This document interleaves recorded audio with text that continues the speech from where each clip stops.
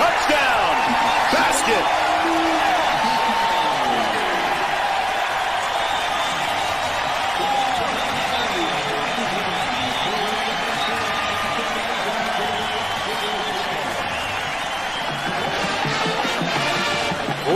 Seven yards for the score. Here's what they're in 22 personnel, 2 backs, 2 tight ends. And it's McCamey to basket. That's it. Now watch. Gordon does a pretty good job. He doesn't get his hands on him. He fell that little stutter. I like what he's doing, but he's got to keep his eyes on the receiver. As soon as his head. 2 backs and 2 tight ends. Play fake to Moore, looking up top for basket. Got him behind his man. Flag down, the catch is good at the 1-yard line. He got him behind Ernest Gordon, but it didn't matter. The basket comes up limping a little bit. Well, again, this is the only pass they've shown throwing out of this formation, what Ernest Gordon does. Now, he does a better job. I like him to be putting his hand right there. He's looking up. It's a tough call. Little play fake by McCain.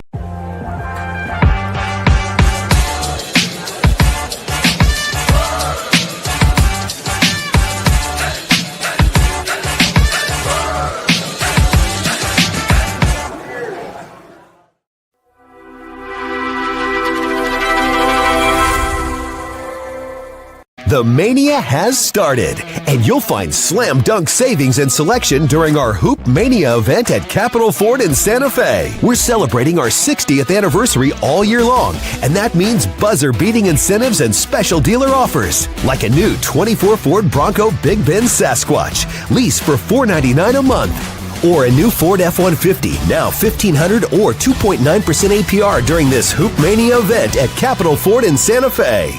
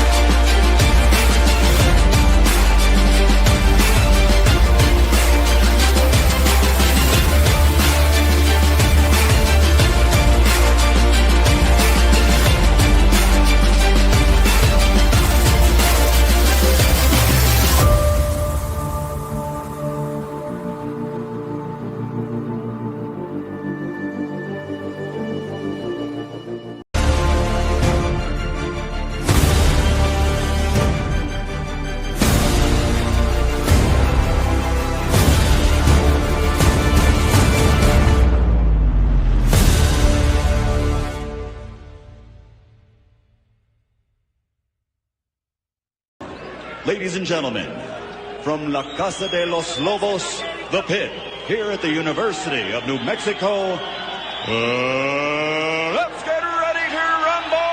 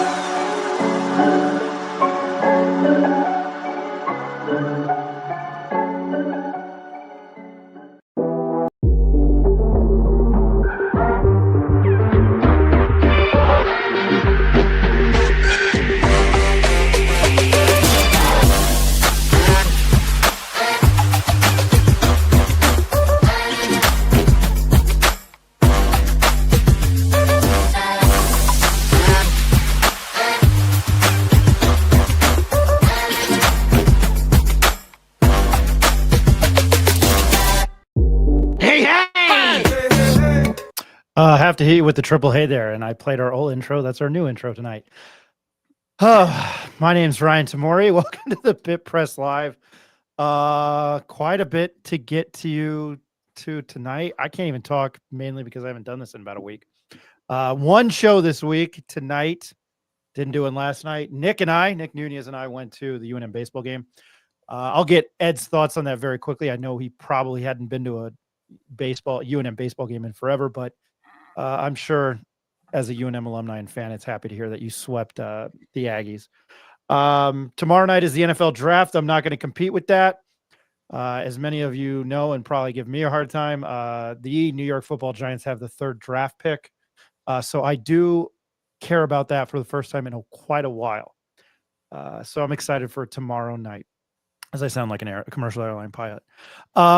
Tonight, 8 o'clock here in about 5 minutes, Mathias Bertram, we had his brother on last week, played at Sandia, played at UNM, and played at Idaho for UNM, current UNM head football coach Jason Eck. I enjoyed talking to Ben so much, and Ed was like, hey, let's bring his brother on. And I was like, totally cool. Sound like I'm from the 90s there, but I was impressed by his stats, so I'm looking forward to talking to him tonight. 8:30, the one, the only, and I hope favorite, Mr. Ned James, former quarterback for UNM, and he's the Lobo radio analyst on the Lobo radio network. I said that twice. Ned James joined us at 8:30. He wasn't at the spring game, but he is a plethora of football knowledge. 9 o'clock, your place kicker for the University of New Mexico football team. That doesn't happen that often, unless your name is maybe Adam Vinatieri or Scott Norwood. Both on good and bad NFL history there. He was offered a scholarship at the spring game last Friday night, and if you have any thoughts on the spring game, hit it up. Not going to touch on basketball tonight. We might hit that hard next week, just with the slate that we have. But Luke Driswiki at 9 o'clock joining us. Excited to talk to him. Very cool story.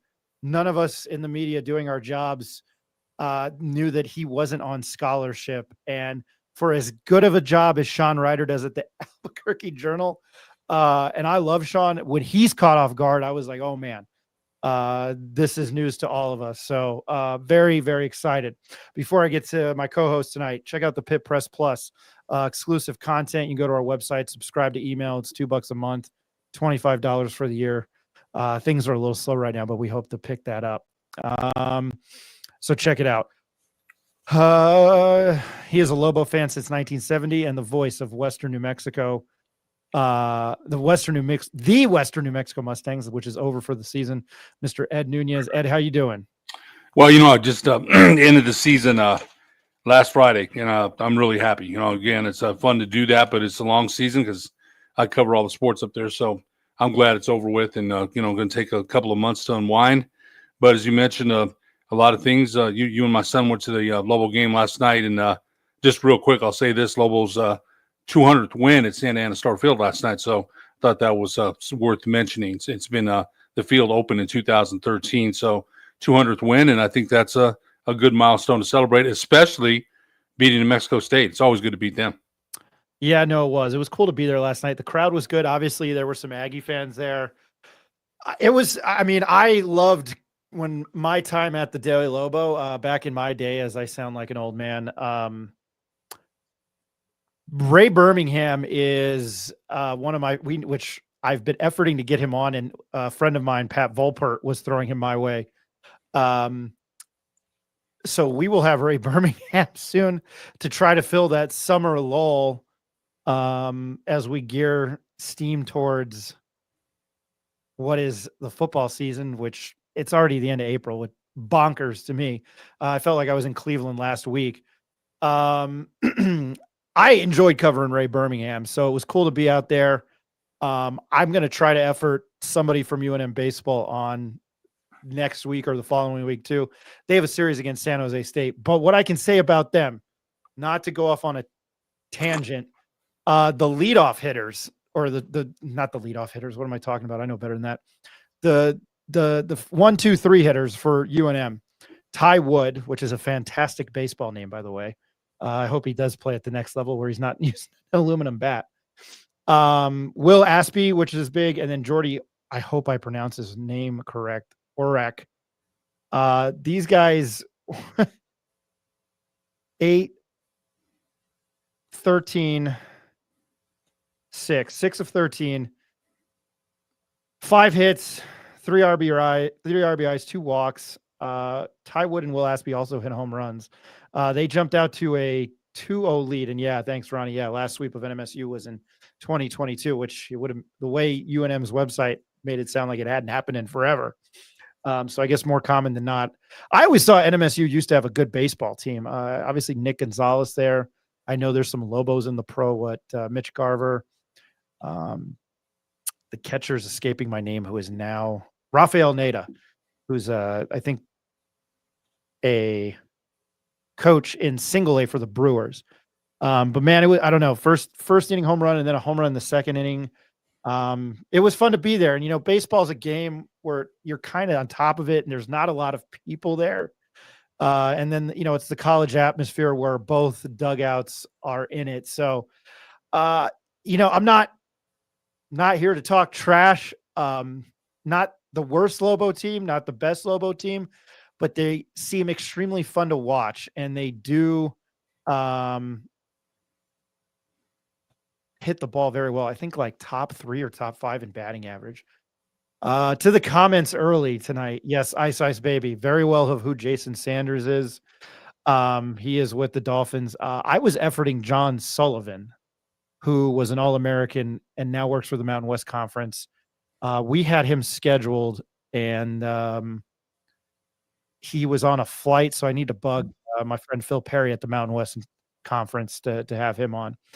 Before we get to Mathias Bertram, Ed, your just thoughts on what you've heard about UNM football so far. I know you weren't at the spring game. It sucked. It was cold. It was really weird. It felt like actual football weather at the end of November, but very quickly, your thoughts. Yeah, just real quick, too, I wanted to mention New Mexico batting 327 as a team, and you mentioned Oriak. We are kings of butchering names on this show, so I have no idea. I'll have to ask Connor Gilbert at UNM. Yeah, he bats 405 with 12 home runs. Ethan Ott, 354 with 11 home runs. So they've Josh McAllister has 12 home runs. Achille Karras, the kid from La Cueva, batting 345. So he's a local kid, and that's good to see. But back to football. Okay, so what I've been reading every one of Sean Ryder's columns. I haven't been able to get out to practice, or I missed the spring game.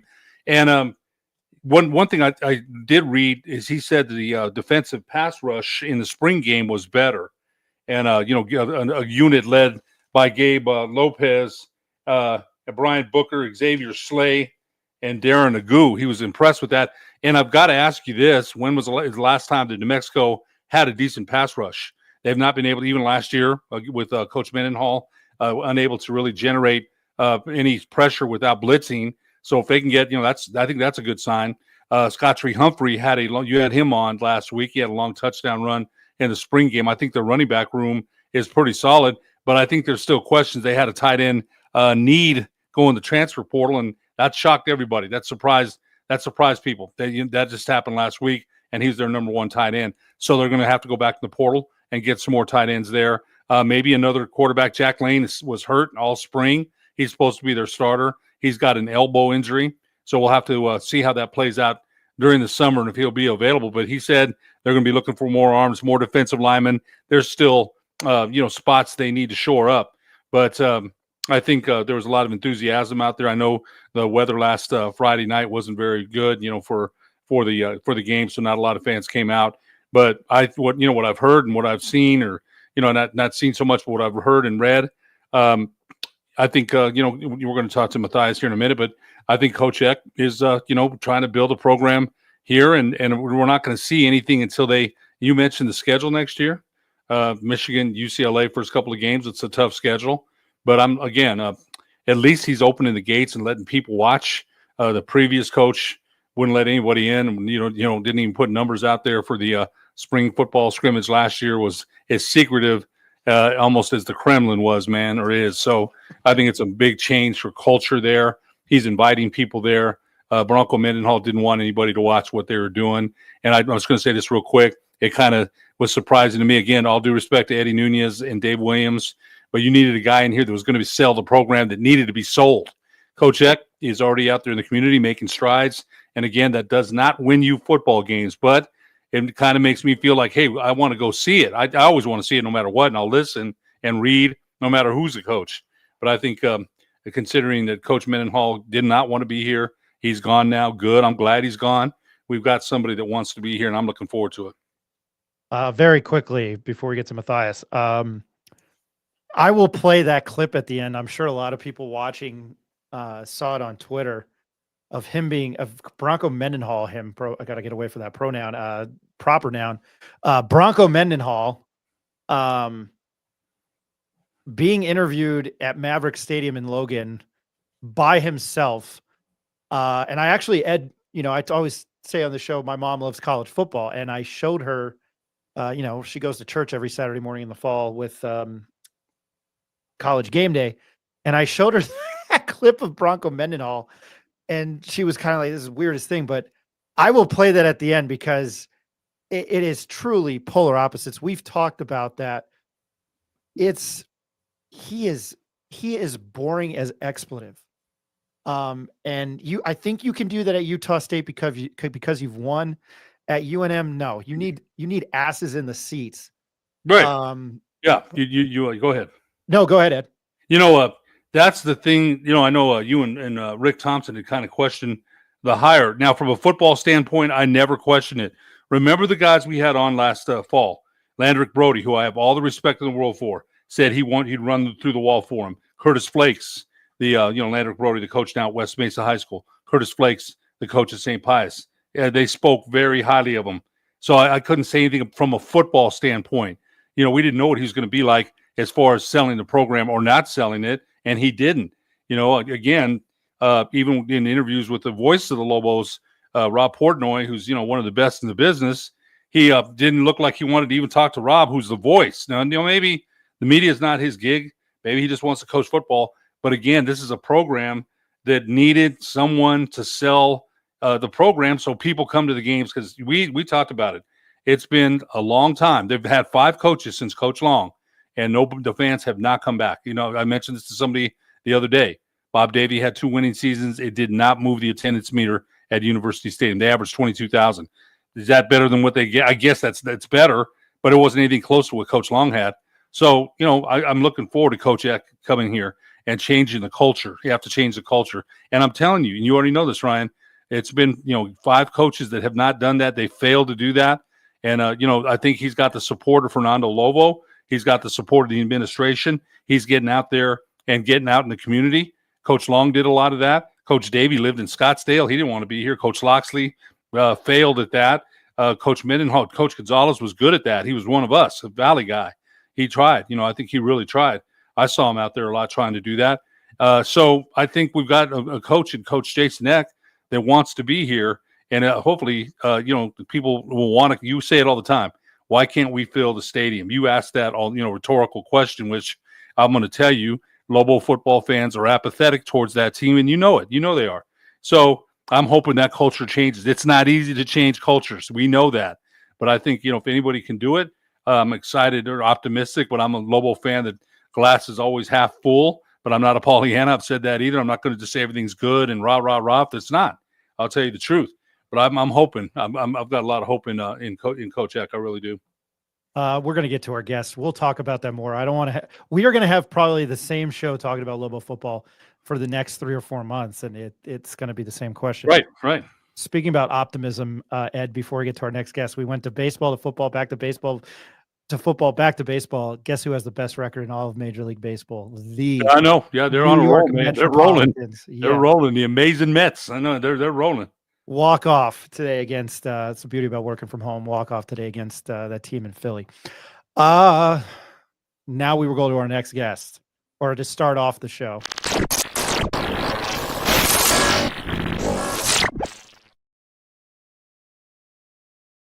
And I'm going to apologize to him right away. Ed and I get on rants. It's the worst thing.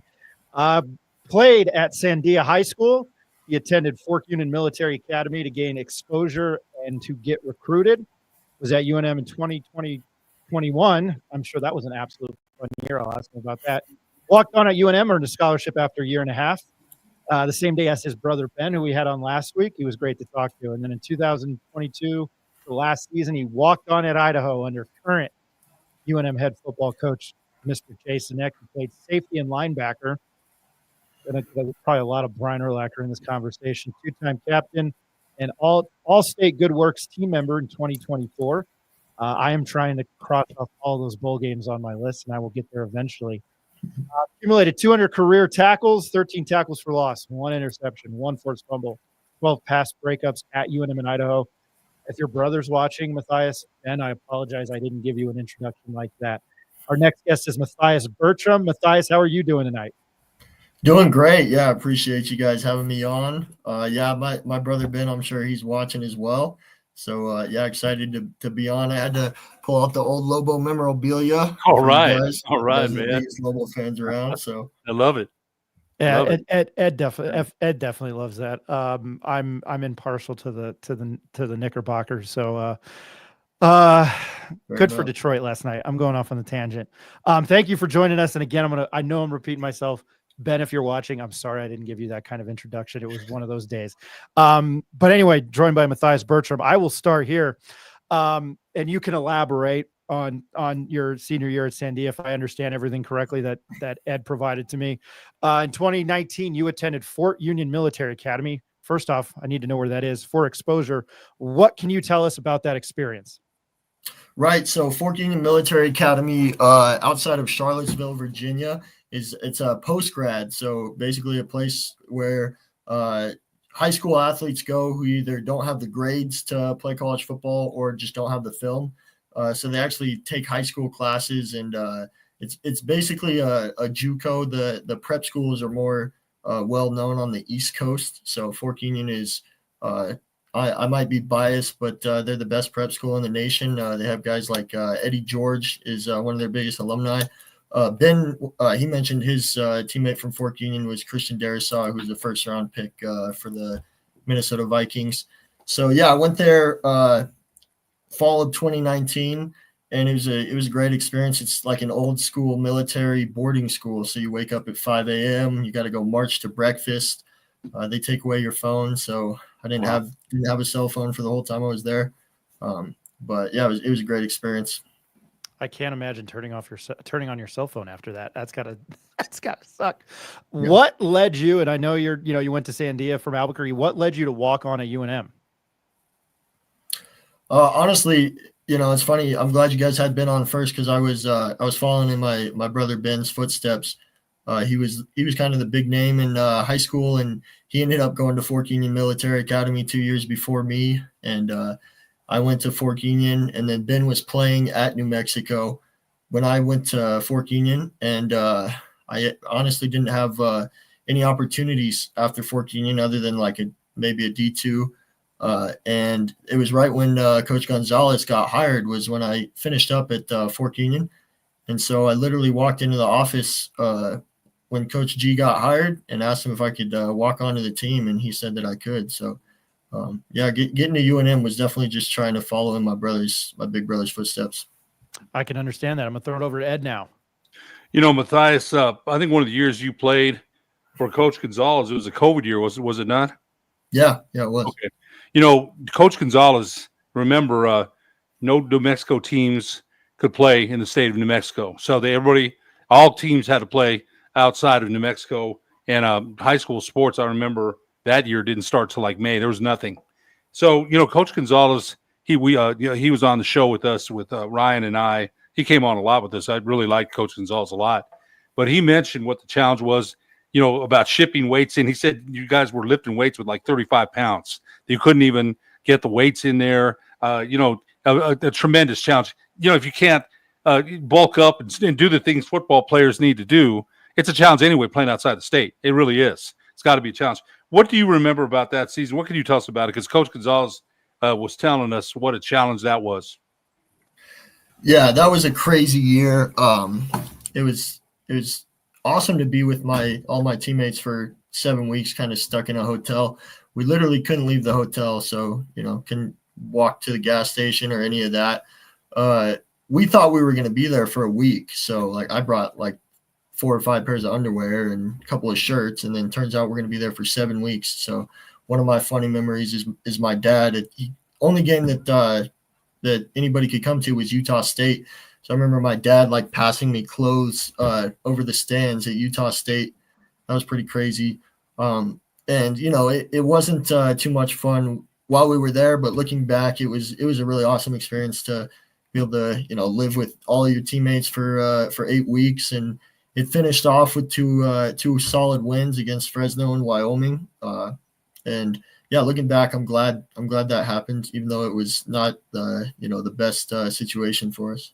I think to me, Matthias, I've been a fan since 70, man, long time. And I think it might have put Coach Gonzalez, kind of back a little bit in the development of a program. I don't know if it was, so fair to him. I don't know. He had that one, that year of COVID. It's hard. He mentioned, lifting 35-pound weights. That's not going to help to get stronger. And there was other things. You did mention the 2 wins at the end of the year. I remember those with quarterback Isaiah Chavez, who since left the program, gave it some optimism going into the next season. Again, I'm watching, being supportive and hoping, but things. I think that year really hurt Coach Gonzalez. It's not his fault. I'm not blaming him at all. It was everybody, in the state of New Mexico had to go through that, and there's a lot of people that are still upset about that. But there's not much you can do. You did earn a scholarship at UNM after walking on. What can you tell us about playing for Coach Gonzalez? Who we think the world of. He it was unfortunate he didn't get another year. And that loss against Utah State probably cost him his job. But what was it like playing for Coach Gonzalez?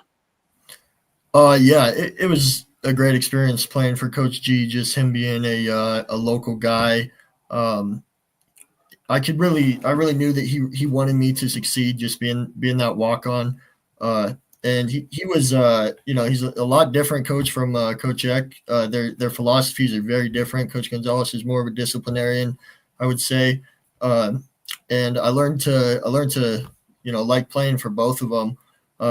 Coach Gonzalez was always brutally honest with me, which ended up being a good thing in the long run. One of the things that he told me that I, kind of hurts to hear is he's told me, guys like you have to do everything right. And he was saying basically like guys who don't have like all the talent in the world, you got to do everything on and off the field correctly. But yeah, playing for Coach G, he was definitely a little bit of a mentor to me. And I was always just grateful for him giving me the opportunity to walk on, to be a Lobo.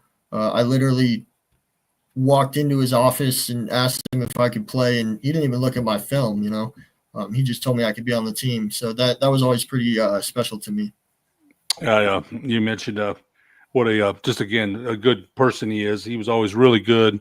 We had just started our pit press, and he was always very accommodating to us. In 2022 through 24, you walked on at Idaho and played safety and linebacker. What was it about the Vandal program that you liked and made you want to transfer there? What was it that you saw there? Well, they offered my brother a scholarship, and they said I could come too. And it was pretty short notice with everything that happened at UNM, and so we were just looking for a place to play. And I had the option to stay at UNM or take this new opportunity.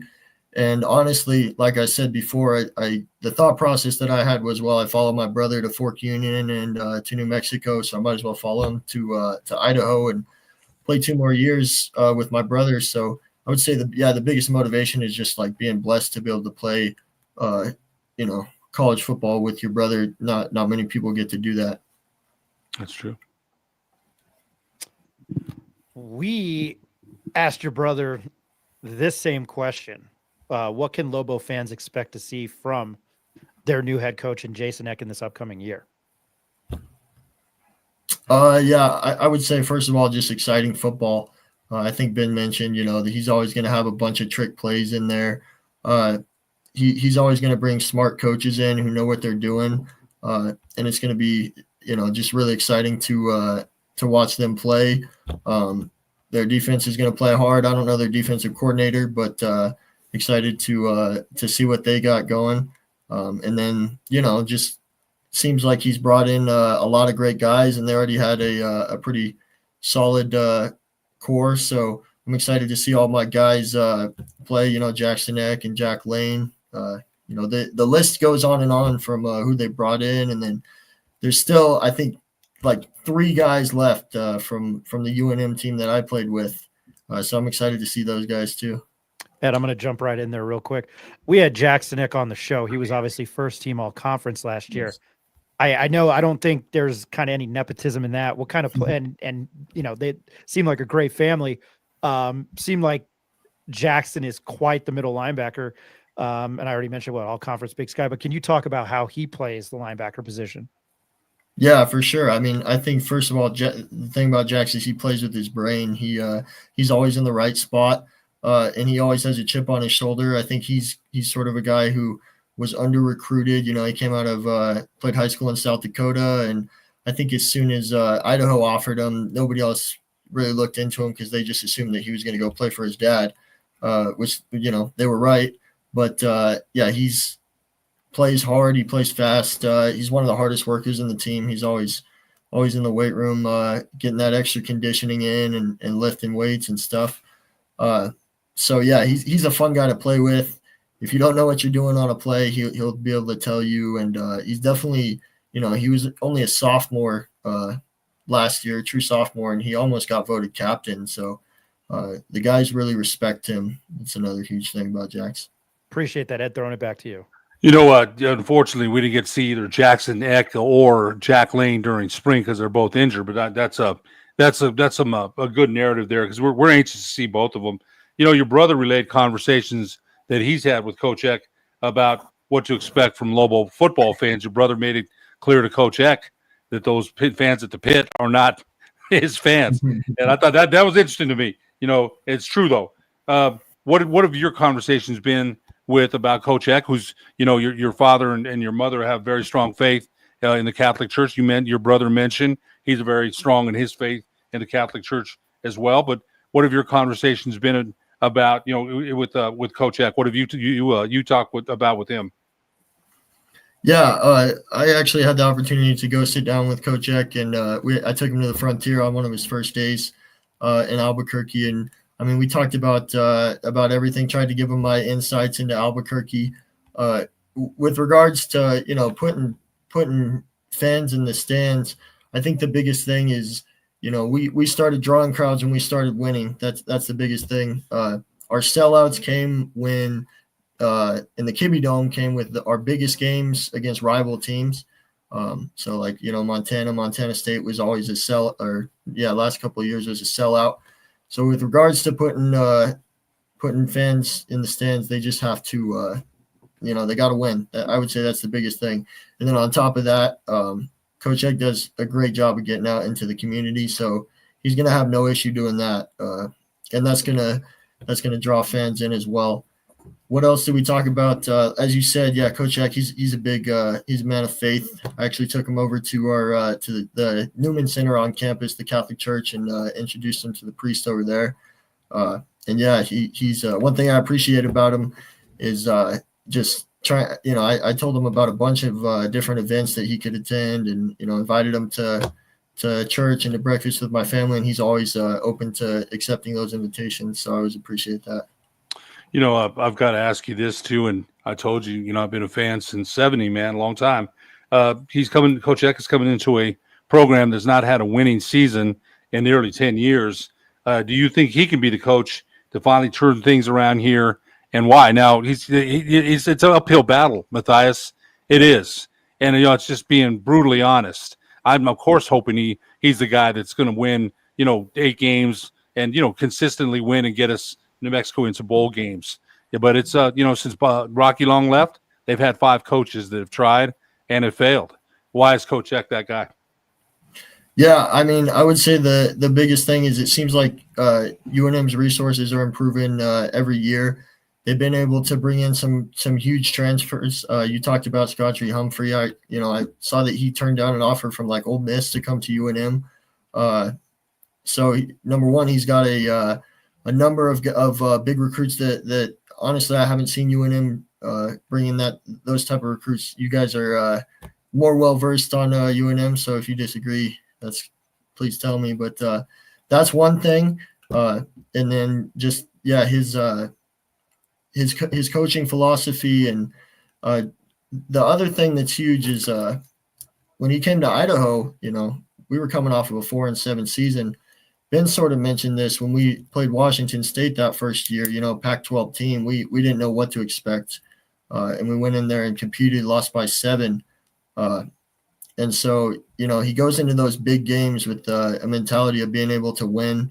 And hopefully he can, pull off some of those big ones. But he had 3 successful seasons. Every year he got better here, and Idaho wasn't in good shape when he took over here as well. So I was told to ask you this. What was Danny Gonzalez, and again, I like Coach Gonzalez. What was Coach Gonzalez's approach to Texas A&M as opposed to X going into Oregon? Yeah, that's a good question. I mean, I would say both have the philosophy of you have to believe that you're going to win going into the game. That was a tough year at UNM. Just we struggled a lot on offense, and there's some things you can't control as much as a coach. I think the other thing that was big about going into Oregon is it wasn't just Coach Eck that thought we could win. It was the whole team. And so I think getting, for whatever reason with Coach G, going into that Texas A&M game, did the whole team really think that we could like pull off that upset after, our first 2 games? I don't know. But going into Oregon this year, we definitely had that belief in ourselves. And so I can't tell you exactly what it was that Coach Eck did to develop that belief in us. But yeah, that's I guess that's what I think was the difference. I wasn't trying to put you on the spot there. I appreciate that answer. You made the All-State Good Works team last year, and it sent you to the Sugar Bowl. Can you talk about that experience and explain what the All-State Good Works team is?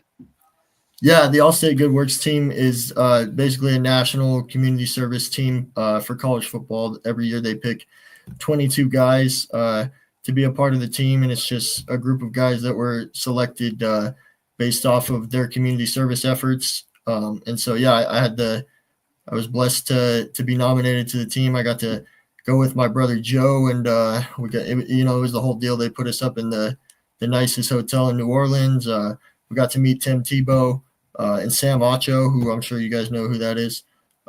We had box seats on the 50-yard line.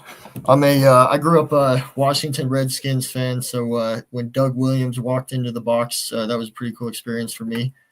And we did a community service event with Tim Tebow and Sam Acho, so that was pretty awesome. We got to go through a parade through Bourbon Street. So, yeah, it was a great experience. I got to meet a ton of really cool guys who do some awesome stuff in their communities too. Ed, I'm reading your comments. Sorry. I'm a big history buff. So the fact that you're much younger than I am and you know who Doug Williams is, much kudos to you. I'm sorry, Ed, go ahead. I got his jersey back there too. I could throw that one on. No, hey, I don't know if you're going to bring a baby on camera like your brother did, but you're welcome. No babies here. Gotcha. You're welcome to bring the Doug Williams jersey on. Ed, I'm throwing it over to you. Well, you know what? Going back to Doug Williams, I remember that Super Bowl very well. He had a brilliant second quarter, and his precision passing that day earned him most valuable player, 42-17, where it looked like Denver was going to run away with that game. 42-10. Yeah, so I gave Denver 7 more points than they actually had. But, yeah, Doug Williams, I love your Cooper jersey. I actually saw Coop play here, as did your dad. Nice.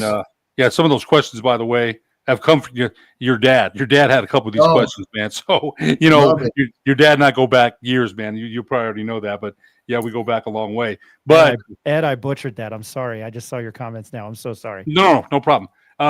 But the last question, UNM, playing at UNM, playing at reverse, playing at Idaho.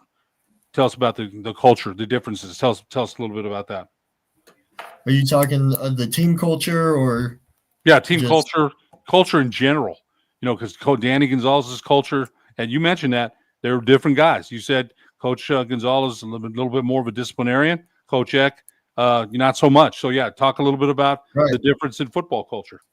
Yeah, and I would say I think that both coaches, I love playing for both of them. It's funny when I first got to Idaho. I was uncertain about Coach Eck because he was less of a disciplinarian than Coach Gonzalez, and despite us not having the best record, I learned to like that structure that we had.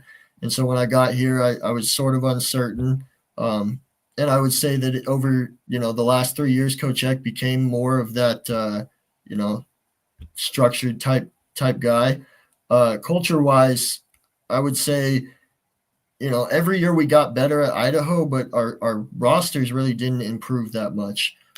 You could even say that we were, better the first couple of years I was here talent-wise, but the biggest difference was the culture here.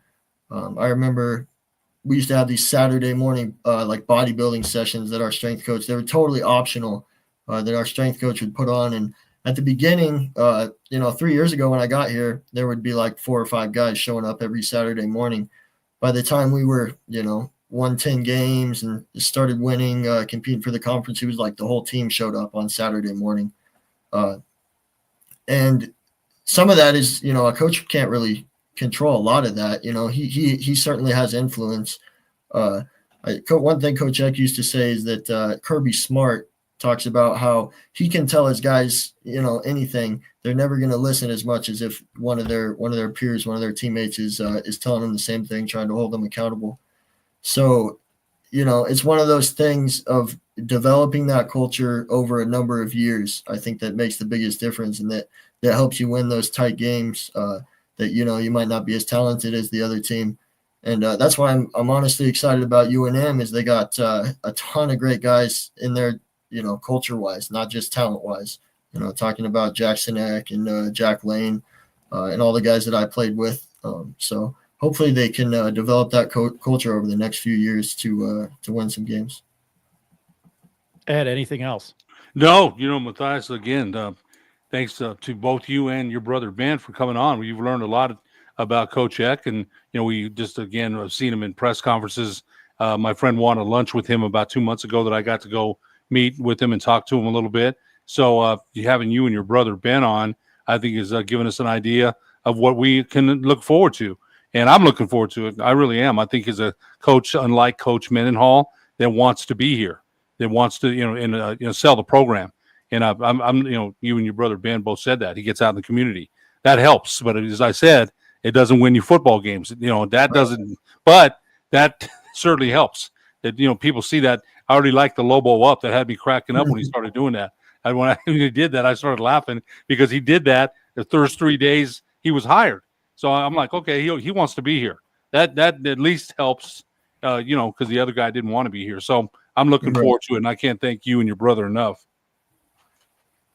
Yeah, I really appreciate being on. Yeah, I'm still getting on board to the Lobo up. He made Visa up here famous, so hopefully you can get some traction with that. I think it's I don't think I don't know who's asked him about it. I think it's a knock on NMSU because I think they say Aggie up, don't they? So I think it's a knock on them, which is pretty funny.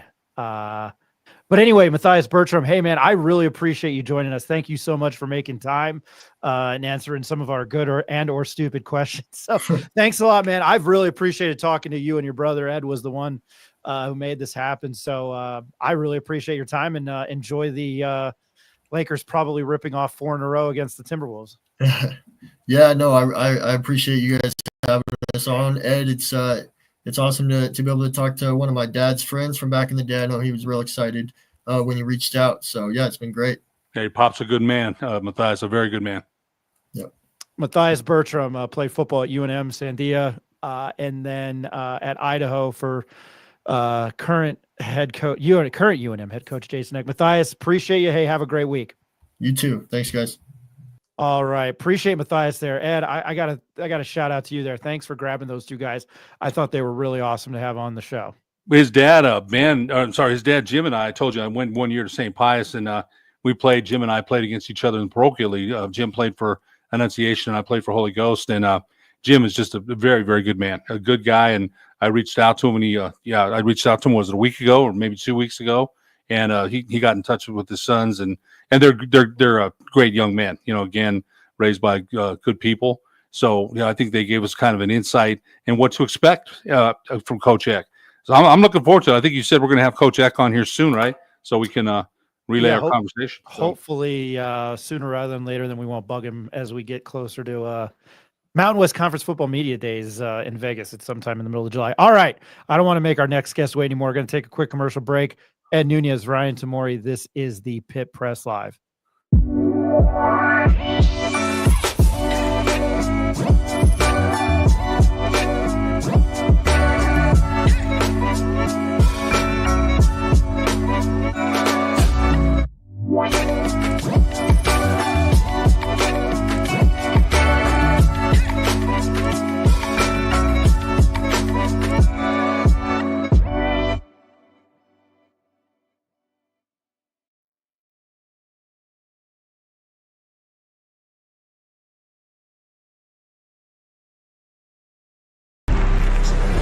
Let him cook. Let him cook now. Let him cook. I said let him cook.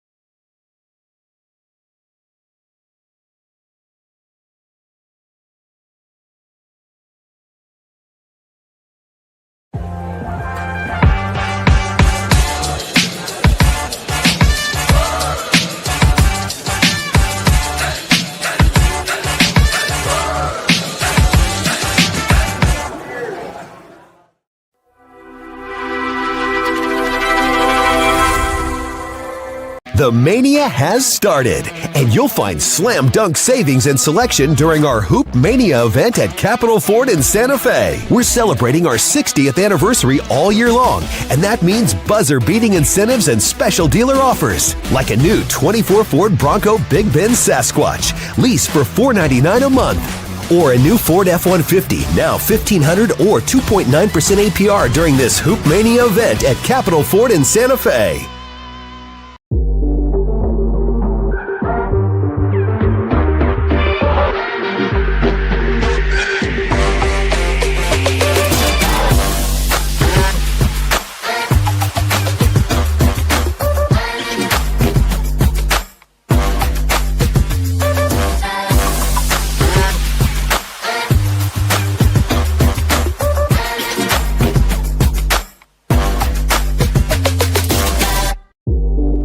Welcome back to the Pitt Press Live. My name is Ryan Tamori, joined by Mr. Ed Nunees. All right, it's been a hot minute.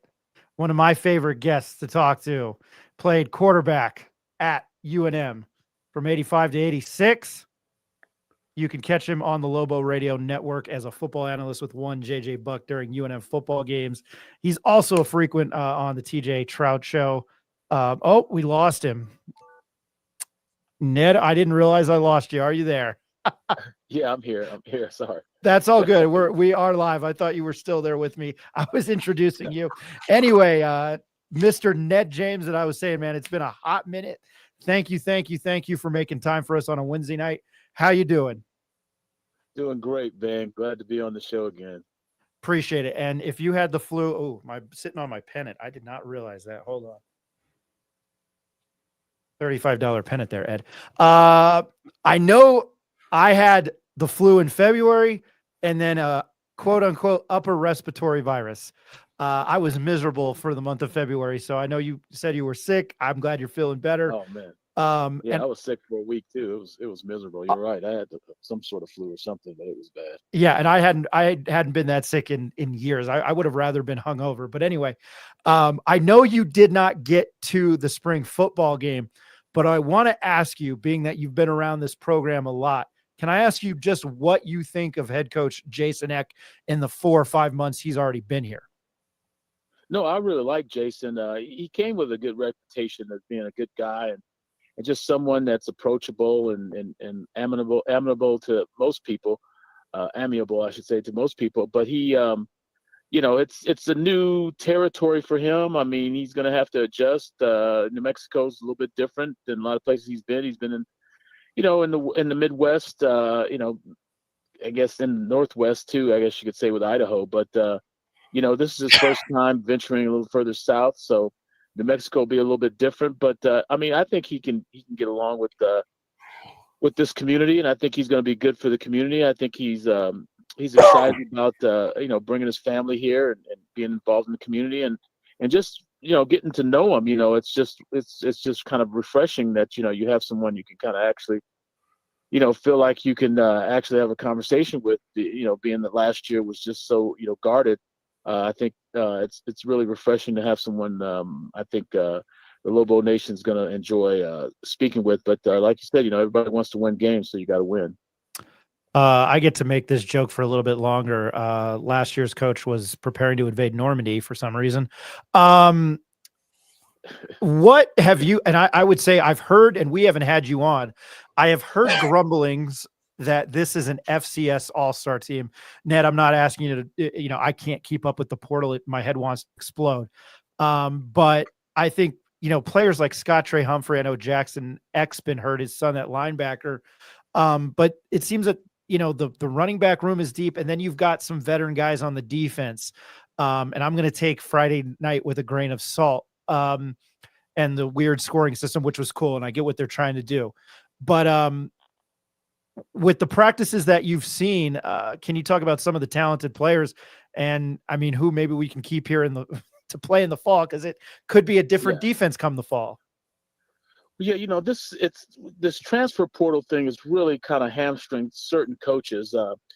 Bronco got lucky because, he had a $2 million quarterback, when he inherited when he walked into the room. And so, he didn't really add much to that with players. I mean, he didn't bring any, stellar recruits. He'd been, shaking a tin cup on Central and University asking for change for 3 years because he was out of a job. So he didn't really bring anything to the table when he came to the University of New Mexico. And he really didn't leave us anything other than, I think $2.5 million he's got to pay back from the buyout in his contract for making a lateral move to Utah State. So, it's going to be tough sledding, I believe, for Coach Eck. But, proximity builds closeness. He's getting guys that he's familiar with. He knows these guys. He's got to get them to play. You're taking a step up. It's always tough when you're coming up in conference. And I think he is learning how it is at the Division I FBS level. I mean, he played at the FBS level, but coaching at it is a whole different thing. I think, we got to give him a chance, give him time. He's been successful as a young coach, and, he knows how to build in this world of the portal and NIL. I think he's, there's going to be some bumps and some bruises, but I think he'll be all right. I think he just needs to kind of get the pieces in place. You get a couple coaches on your staff, but the rest of those guys, they got to go get you some players. I mean, you got to find out. You got to shake the bushes and get some players. And you never know where they're going to come from. The fortunate thing for us is that it goes all the way up until camp starts. I mean, you can bring guys in like the NFL, like, you're bringing in free agents off the streets. You just got to go find them. I mean, guys have got to go get players. If you're coaching a position, to me, only the coordinators, defensive coordinator, offensive coordinator, special teams coordinator, those are the only guys coaching. Everybody else got to go get some players. You better have some players in those rooms. And how you get them, you can take cash with you. You can take a suitcase full of cash, whatever you got to do. You got to go get some players. I'm not paying guys on my staff to come here and be rah-rah guys, to be cheerleaders and try to motivate guys who can't play. You got to go get some players. Go find some players. It's tough. Everybody's got the same problems. Nobody's killing it with the NIL in the Mountain West Conference.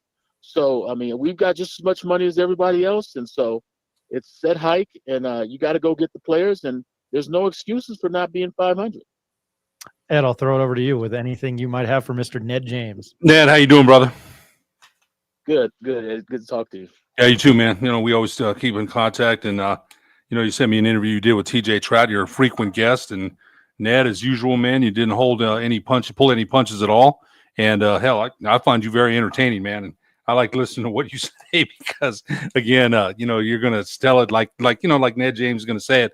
But I got to ask you something, man. I think in conversing with you, your football background, you coached in the NFL, is unbelievable.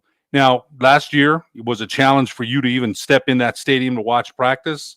You've been able to go out to practice a lot more this spring. I don't know how much time you've had, but you're a football guy. Your eye tells you a whole bunch. You've relayed conversations to me about certain players, and you got that eye test. So from your eye test, what have you seen so far from this? It's a new football team, a new coaches. You mentioned what you think they need to do, but what have you seen? I think they need more players. I think there's not enough guys out there that need more numbers. You got to go get some players. You got to get these guys and I know there's always budget restrictions. There's always this, there's always that.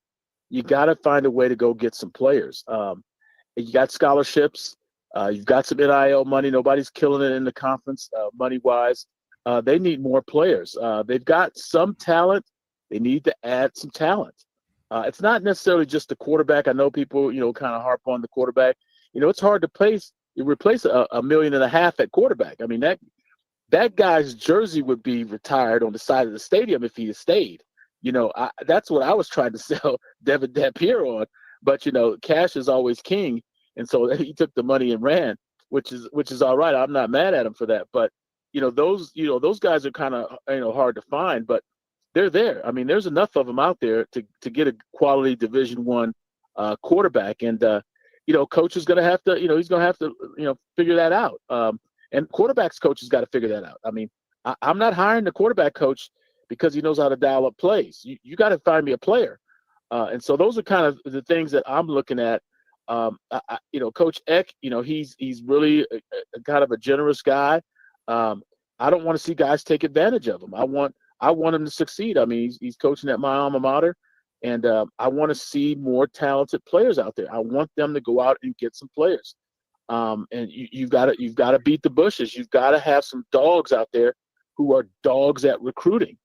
I don't want to hear this rah-rah. He can coach corners, or he can coach, the defensive line, or he can coach linebacker. I don't want to hear that. Show me the player that you brought in here.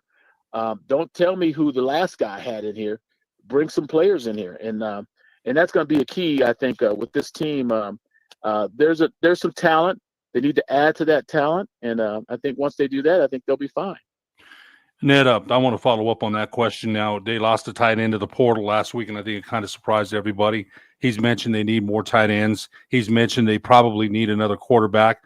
Defensive line, according to the spring game, maybe that's not as much of a concern as they thought. Is there any position, that you think they need more? You're the guy that sees. You said more players. Is there any other unit you think needs more players? Yeah, I think on the perimeter, they need another guy that can get it in the end zone at receiver, and they need one to keep him out of the end zone at corner. So you need a number one at corner, and you need a number one at receiver. I don't see that special guy out there at number one at receiver. I don't see a special number one out in the secondary. And so from that standpoint, I think you need one of each. Guys got to hit the streets. There's guys out there. I mean, there's guys at Alabama, there's guys at Texas, there's guys at Michigan, there's guys at Notre Dame.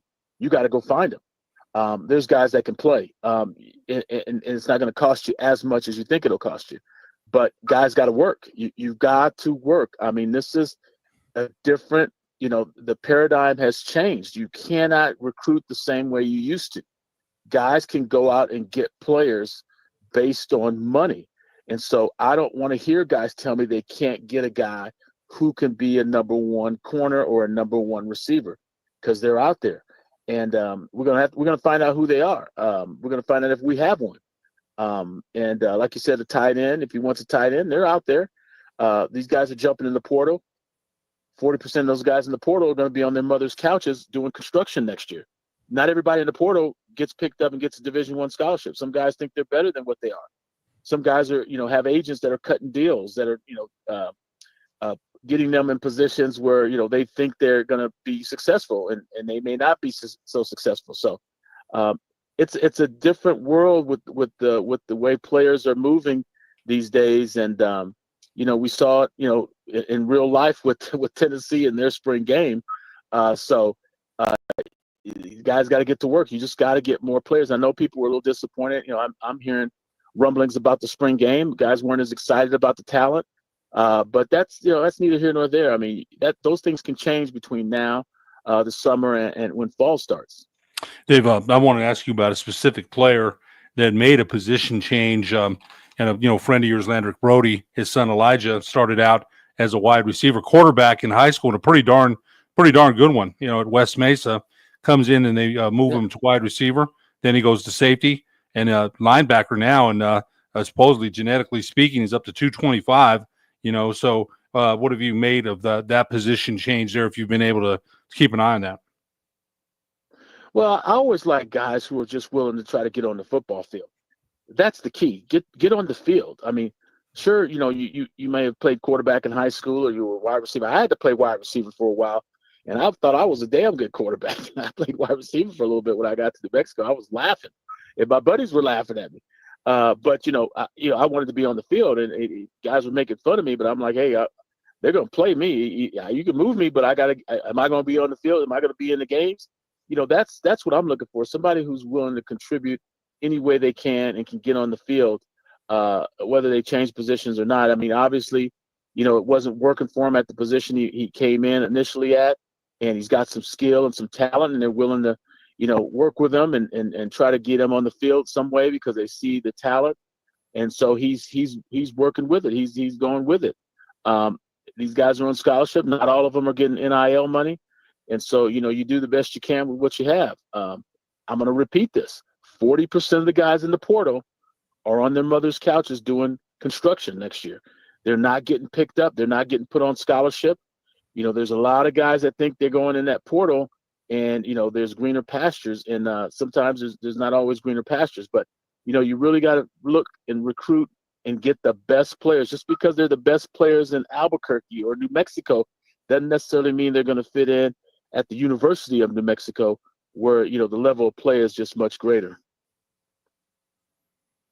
Anything else, Ed? You know what, Ned? It's like I said, you've been around here. You showed us a picture the other day, Ryan and I, of the bomb squad when you were the quarterback here, you and Billy Rucker and Terrence Mathis. And, so you've been around here a long time, and you've, again, coached in the pros.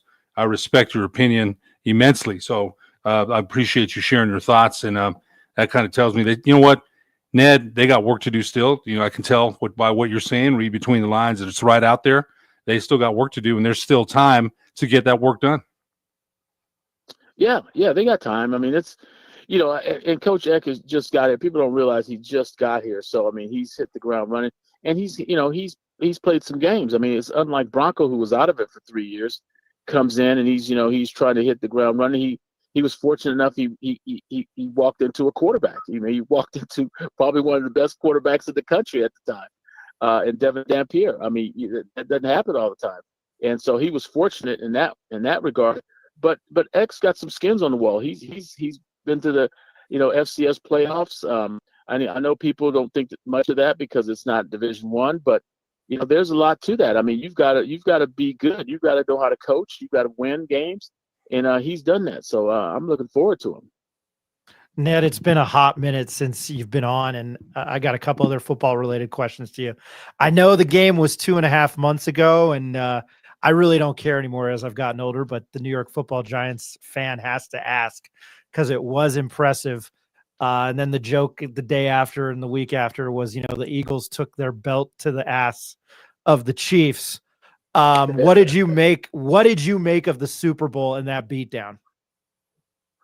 Well, like you said, I was on TJ Trouser. I got Trujillo mad at me. because he's a big Kansas City Chiefs fan.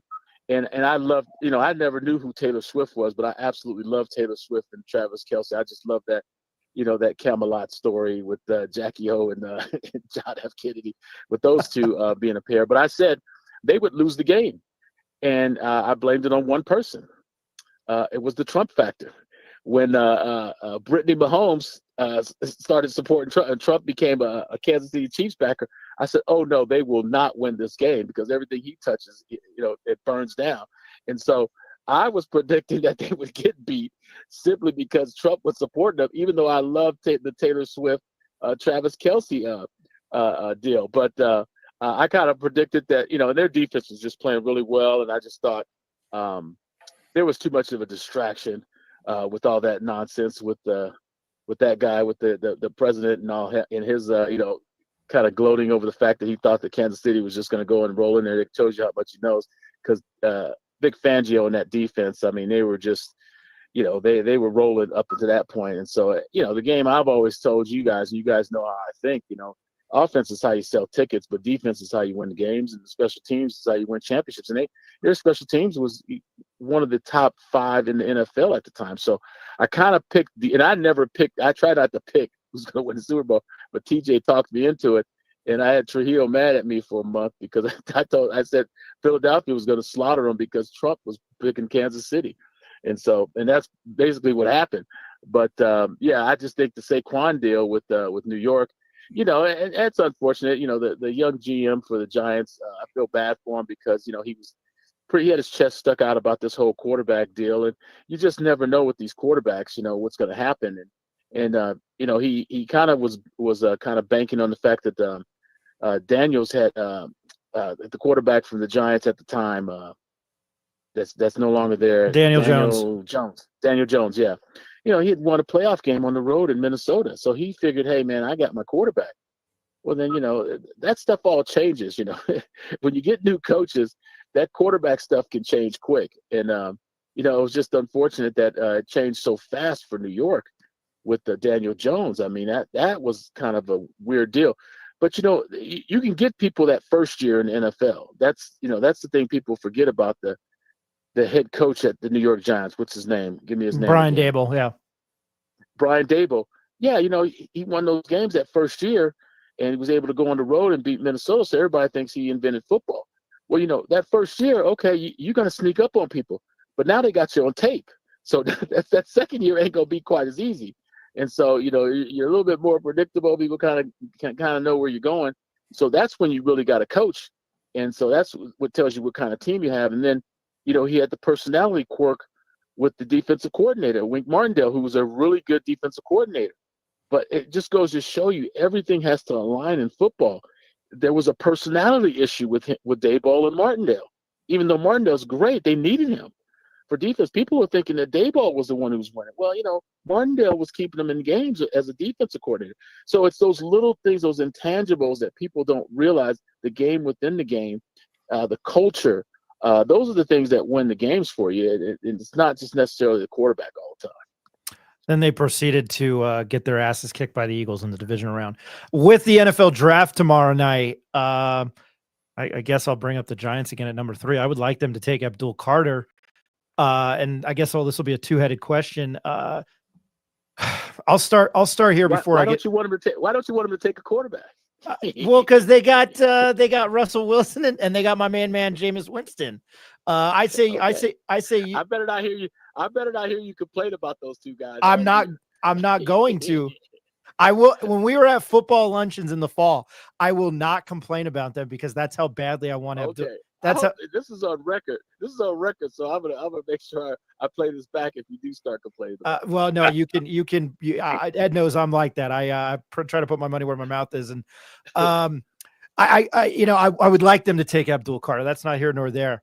But if you're the Tennessee Titans and you don't trade tomorrow night, which I guess it's pretty evident that they're taking Cam Ward, do you take Cam Ward?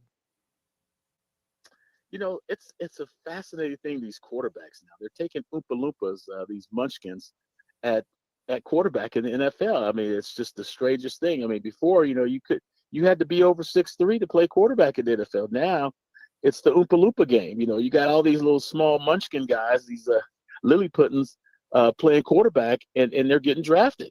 So it's fascinating. He's got a nice arm. He's short, but it's hard for me because quarterback to me is just way overrated. He's really a super talented guy.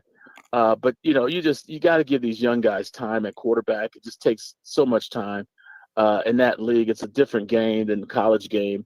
But these young, these short guys are doing it. And with the rule changes, you can't breathe on the quarterback without, it being $50,000. He may be able to make plays in the NFL. So we'll see. I mean, they're saying that he's the top guy. So, we'll have to wait and see tomorrow. But, these young guys, these athletic, talented, small guys, or I shouldn't say small, short guys, are getting a lot of play in the NFL now. So let's go. Set hike. And then I want to ask you about Shedeur Sanders. And an NFL executive yesterday or Monday said that he was, quote, so entitled and basically not that good.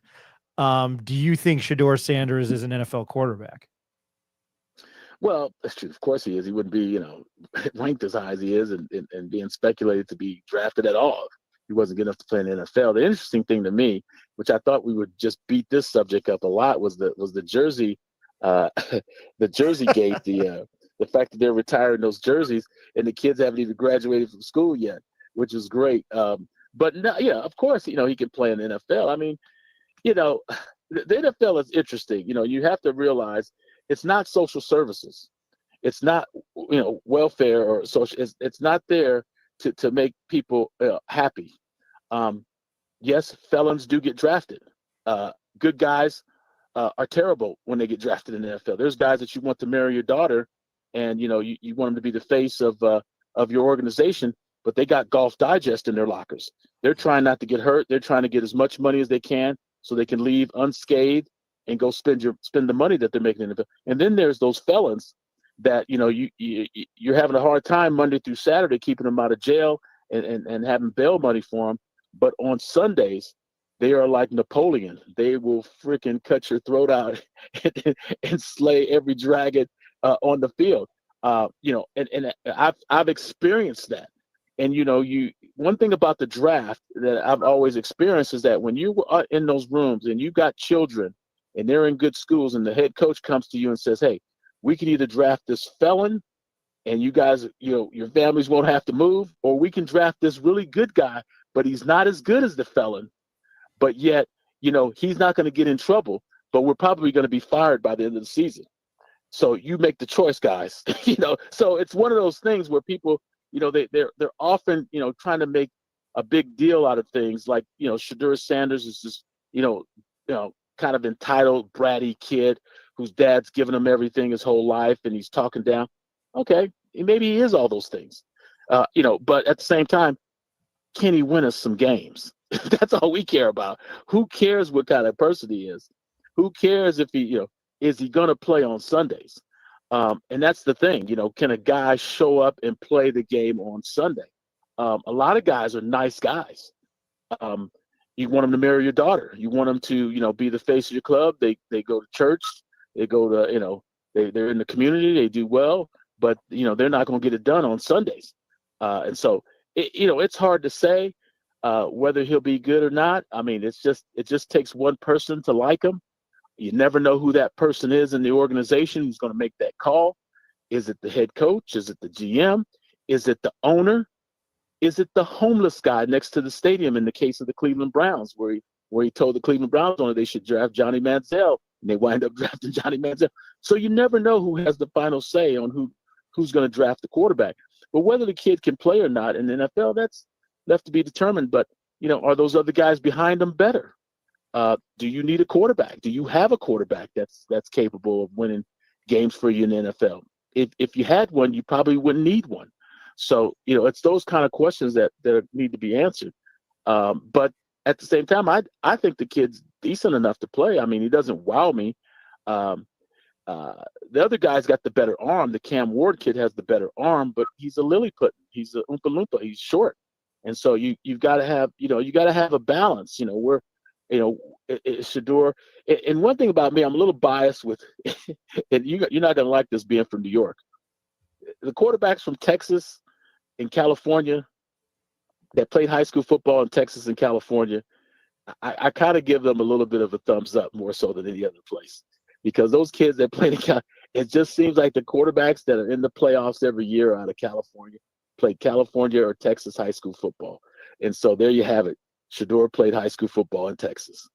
I know there's no argument out of me, even though I think there's a lot of, and it's New Jersey. There's a lot of talent that comes out of New Jersey.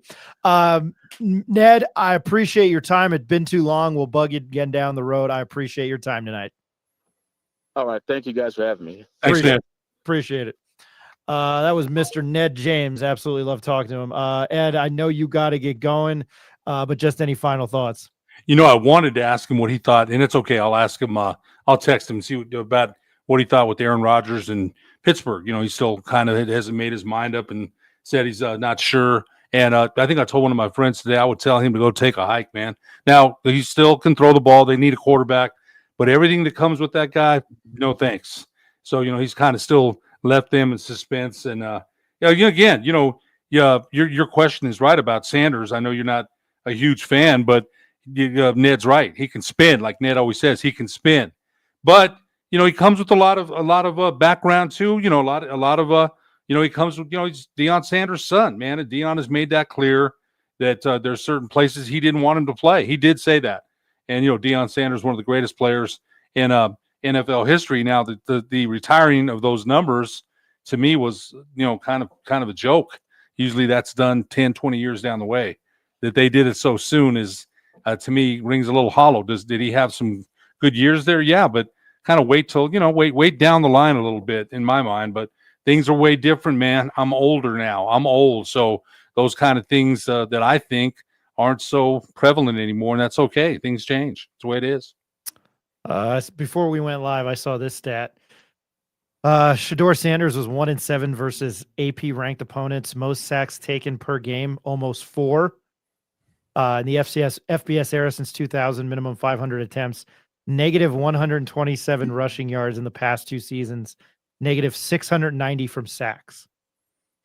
One thing that I was surprised about with Deion at Colorado, he never really shored that offensive line up to where the offensive line was road graders or great pass blockers or run blockers. That never really came together. And I was kind of surprised about that, considering the resources he had to recruit there.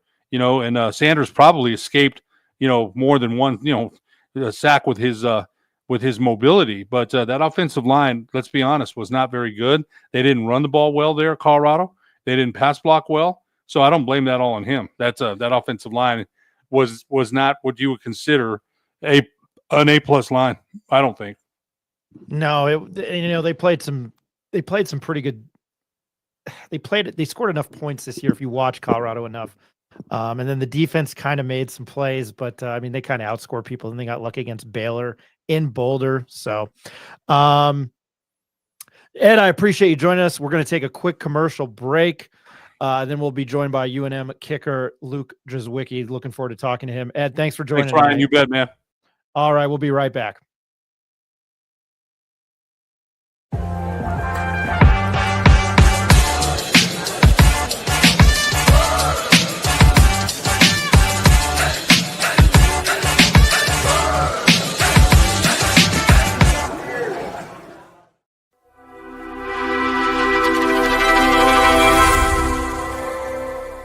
The mania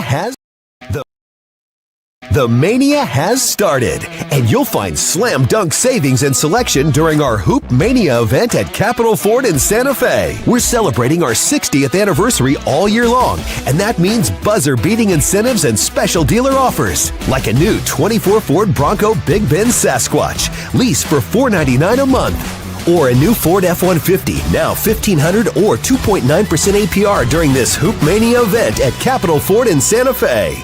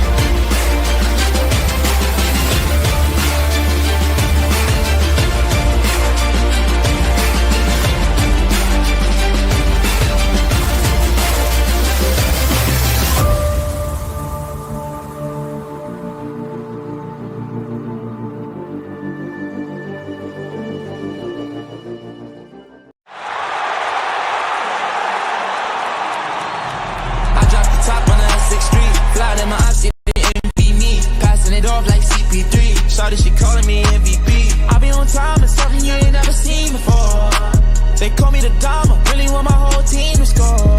Damn, yeah, too icy, yeah, too clean, yeah, my zone, yeah, 2-3, yeah, got shooters that hit from deep, bust like Giannis, yeah, too mean. Bright lights like we at the garden, on P, don't get me started. Whole team walk through me to party. If I can't make the play, I'ma lob it. If you jump, that's right on your head. Had to put him to sleep, go to bed. I'm the star, drop 50 and left. From the logo, like I'm Steph. Put it up, knock him down every time.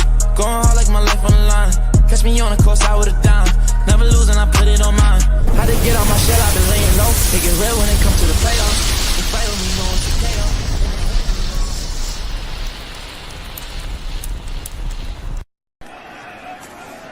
Little play fake by McCamey. Looking downtown. Touchdown! Basket!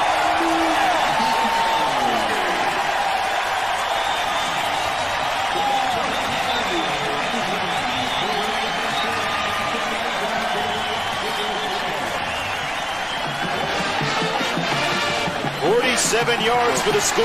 Here's what they're in 22 personnel, 2 backs, 2 tight ends. And it's McCamey to basket. That's it. Now watch. Gordon does a pretty good job. He doesn't get his hands on him. He fell that little stutter. I like what he's doing, but he's got to keep his eyes on the receiver. As soon as his head. 2 backs and 2 tight ends. Play fake to Moore, looking up top for basket. Got in behind his man. Flag down, the catch is good at the 1-yard line. He got in behind Ernest Gordon, but it didn't matter. The basket comes up limping a little bit. Well, again, this is the only pass they've shown throwing out of this formation, what Ernest Gordon does. Now, he does a better job. I like him to be putting his hand right there. He's looking up.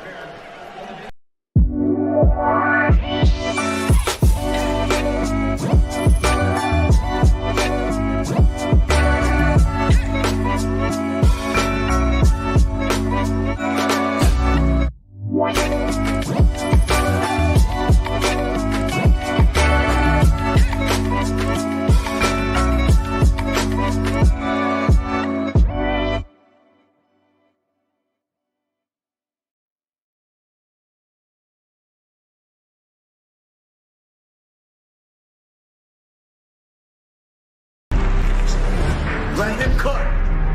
Let him cook now. Let him cook. I said let him cook.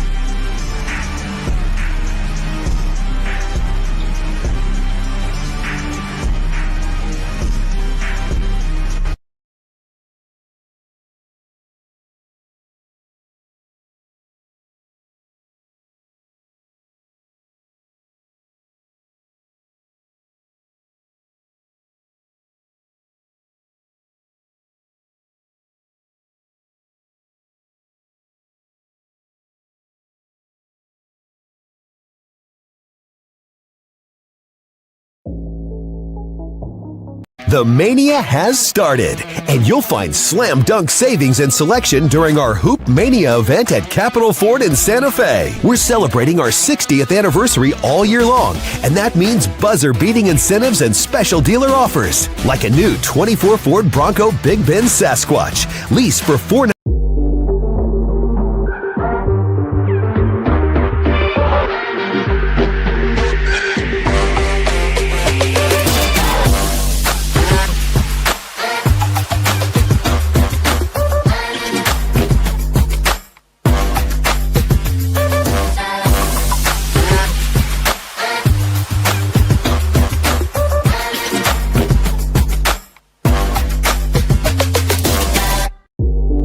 All right, welcome back to the show. Appreciate everybody waiting, and I'm waiting for our next guest to reconnect.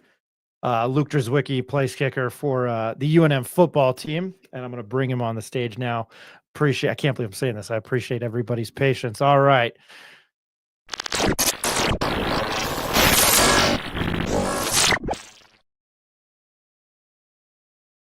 All right, he is your place kicker for. I hope that's correct, by the way.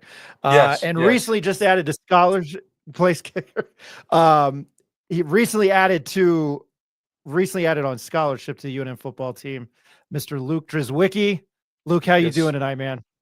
Oh, I feel great. It's been a really memorable weekend and great exit meetings with the coaches as spring ball's wrapping up or finishing up the semester here. It's been a great time.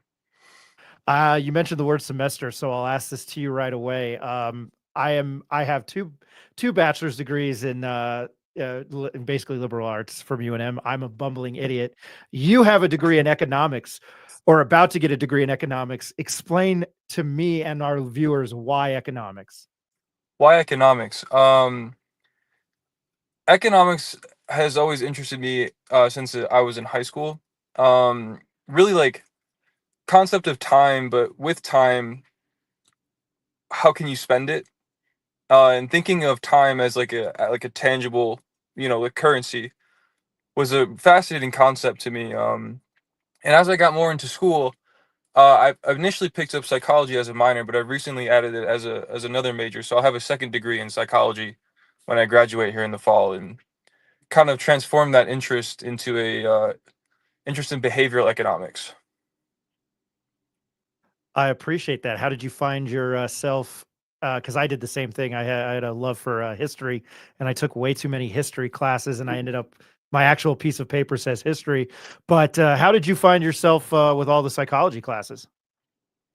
Well, it was part of the minor requirements. So, with economics, it's a very like prerequisite heavy course. So it's built like a staircase almost. Like you got to do this before you do this before you do this. But there's not a lot on the staircase to get through economics. There's just a couple core classes.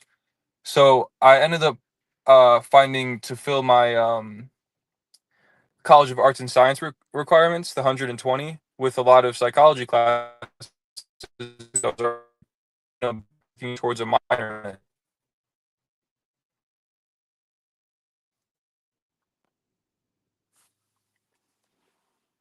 I think I lost you there, Luke. I apologize. I didn't hear all that, but appreciate that.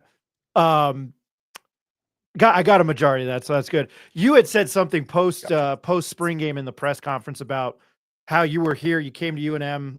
You didn't take high school seriously.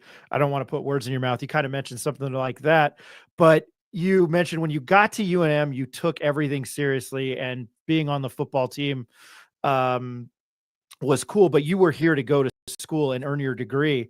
Can you elaborate on that? It was pretty cool what you said. You were talking about getting here and working because basically you had nothing, left to fall back on. I really admired that, man, that, the education was the most important part. Can you elaborate on that a little bit?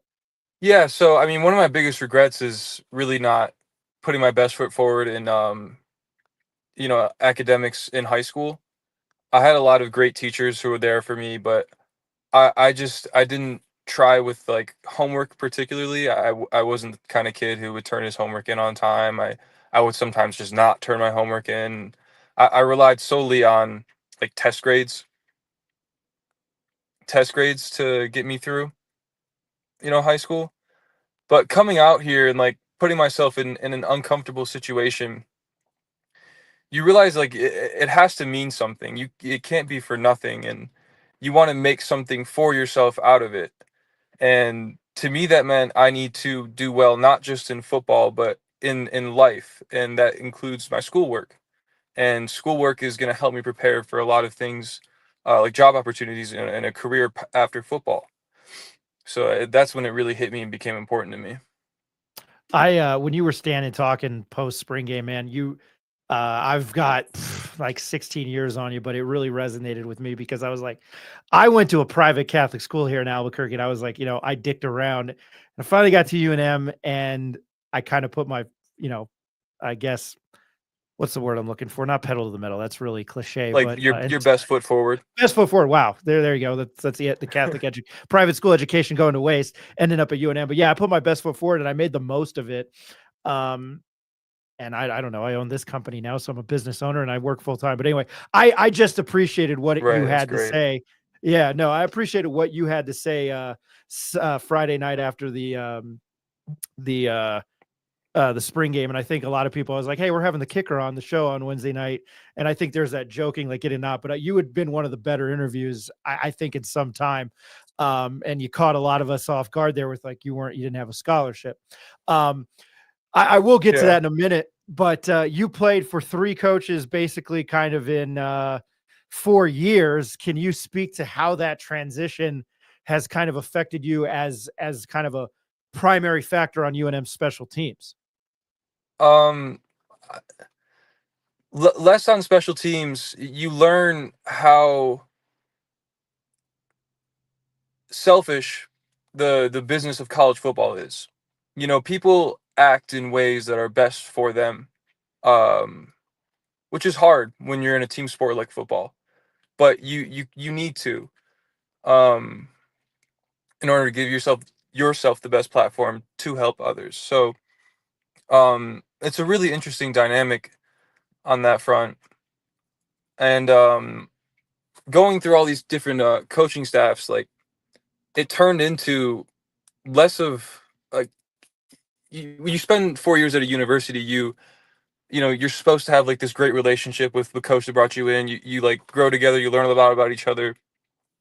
It almost turned into like, these last 3 years have been like a tryout every year with the new staff. So with the Coach Gonzalez staff, my first year there was a tryout. It was, can this kid play and kick for us and help us win games? And I earned that opportunity through the season. And with the Bronco Mendenhall staff, it was, we've seen this kid kicking games, but is he good enough for us now? Like, do we want him here? And I proved that to them, and I had a great fall camp going into this season. And now they depart, and I have another tryout with a new coaching staff with Coach Eck and Coach DePrado, and I can do all I can to make the most of that. I think I had kind of mentioned, I might have asked you the dumb question at the press conference post spring game, but I had finally the pleasure of, if I can talk tonight, pleasure of meeting associate and special teams coach Daniel DePrado. He is like a plethora of energy, and I don't want to sound cliche. He is an energetic guy. He was awesome to talk to. For our viewers who are getting to learn this coaching staff, he's the associate head coach and the special teams coach, as I mentioned. So you've dealt with him for the last month almost every day, and I'm sure you have a lot of meetings with him. Can you tell our viewers and listeners what kind of coach he is and how he helps coach Jason Eck? So I think one of the great things I've got from Coach DePrado in the player coach relationship was to be in the moment, you know, and that moments never last.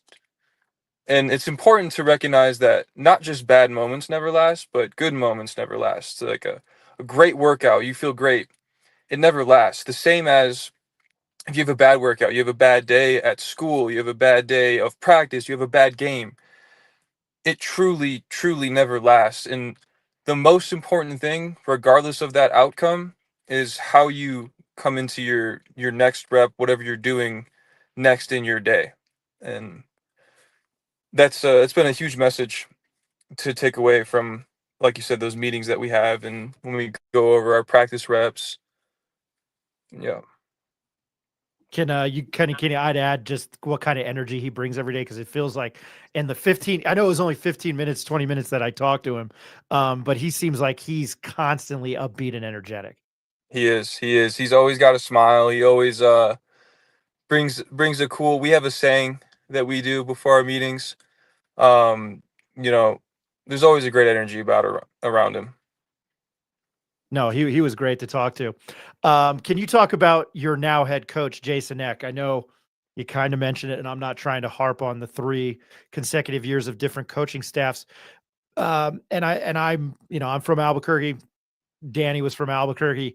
But I don't want to use the word energy again, but there seems to be a built up kind of on social media type of aura about Jason Eck and what he's trying to do with rallying this community around this football team.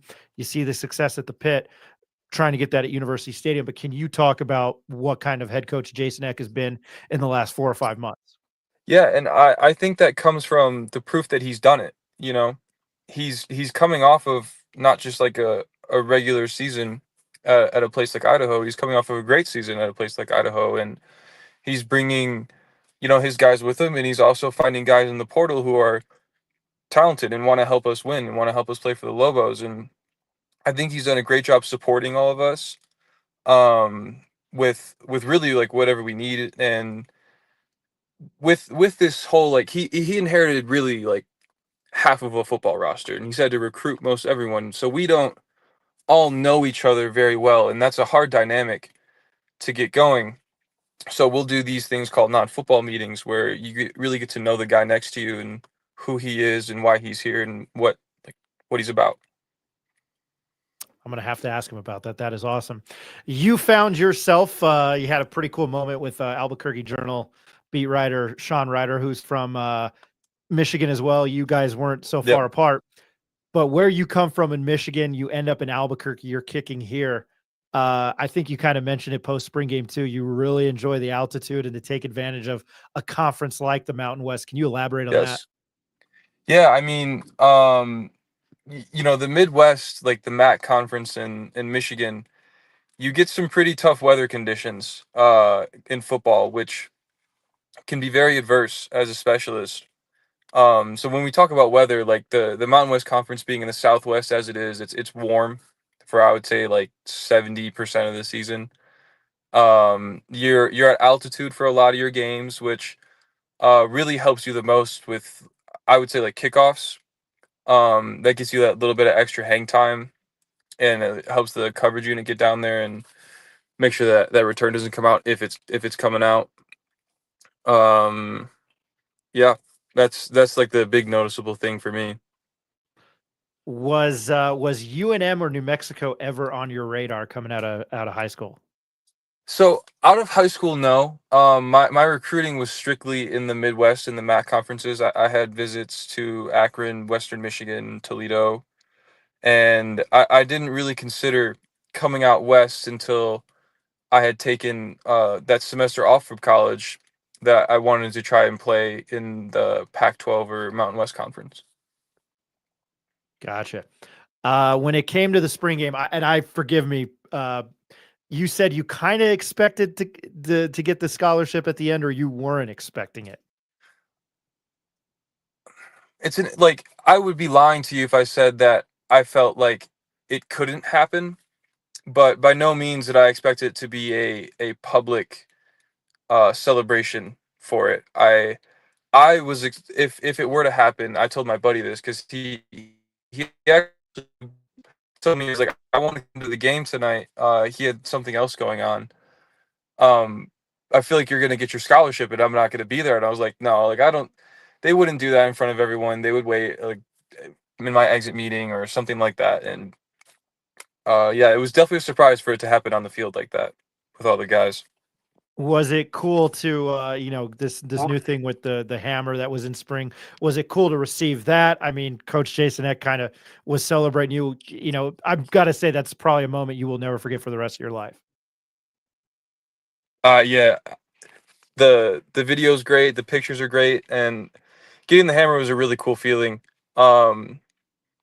Less about the glory, but getting to celebrate with your guys about you're noticed by the staff as somebody who's helping, like who's improving, who's contributing. I think that's what that hammer signifies and why it's so important to us when somebody earns it. And Coach Jason Eck had mentioned, I think, a couple times during the spring how impressed he was with your accuracy and kicking and your play, on the special teams. Does that speak volumes to you as well? Yeah, it doesn't matter what you do. You could be catching passes, you could be working hard in school, you could be. It doesn't matter. It feels great to be recognized when you're trying really hard at anything that you do. So, yeah, I appreciate it's a confidence boost. It says, hey, I believe in you. Hey, I see the work you're putting in, and it's great. It's a good feeling. Lastly, before I let you go, we're joined by Luke Driswiki, kicker for the UNM football team. What can fans expect going? I know it's a long ways away, but what? Actually, I'm going to backtrack because I forgot. You get to play it in Ann Arbor this year. Is there going to be a lot of family Yes. there Labor Day weekend? Oh, yeah. I got to figure that out with friends and teammates who are willing to donate any tickets they can. I'm going to need a lot. That's awesome. What can Lobo fans expect from this unit as a whole? I know there might be some more changes, but what can Lobo fans expect this fall from the Lobo football team in Jason Eck's first year? This Lobo football team is a team of grit. We're a team of toughness. We're a team of accountability. And, these are traits that we try to bring to championship behavior. And that's what we want to bring to University Stadium. We're a team that's going to fight to win. I mean, nobody's here because they want to lose. We're here because we're trying to listen to championship culture and, pack this stadium out and, win games at home. That's important, building the culture at home. Gotcha. And I lied. Last question, because I do like that saying, championship behavior. What does that mean to you? Championship behavior. My favorite part about championship behavior, we have a pillar of accountability. I think that's such a really, really powerful thing in a team sport, is having somebody who's accountable as your teammate and as your friend and as your coach and just all of that. I think accountability is such a powerful thing. His name is Luke Driswiki, is the place kicker for the UNM football team, and I'm still incredibly sorry you didn't go 42 of 42 with those extra kicks, the PATs last year with the one block, but I'll give you that as being incredibly perfect. But man, I thought when you, and this is just a personal thing, when you got up to the behind in front of the screen with the Lobos and looking at the five bumbling idiots in the media, there are six of us. Idiots now. No, I'm making fun of ourselves, but I just thought you were fascinating, man, and I thought it was a really cool story. And I want to thank you for taking, 15, 20 minutes out of your time to join our show here tonight. It means a lot to me. I just thought your story was really fascinating, man. Oh, thank you for having me on. It was a real pleasure. It was a great talking to you. Great to talk to the fans out there, and happy to be here. Appreciate it, man. Well, we'll bug you probably sometime in the fall or in camp, but appreciate it. Enjoy the rest of your Wednesday night. Gotcha. Thank you. That was Luke Driswiki from the UNM football team. Really appreciate his time tonight. I thought it was a really, really good conversation. Again, I'm going to say it again. I thought he was a really interesting interview post spring game, and congratulations to him for getting a scholarship. I'm going to take another quick break. This one will be really fast, and then I will wrap up the show. My name's Ryan Tamori, and this is the Pit Press Live.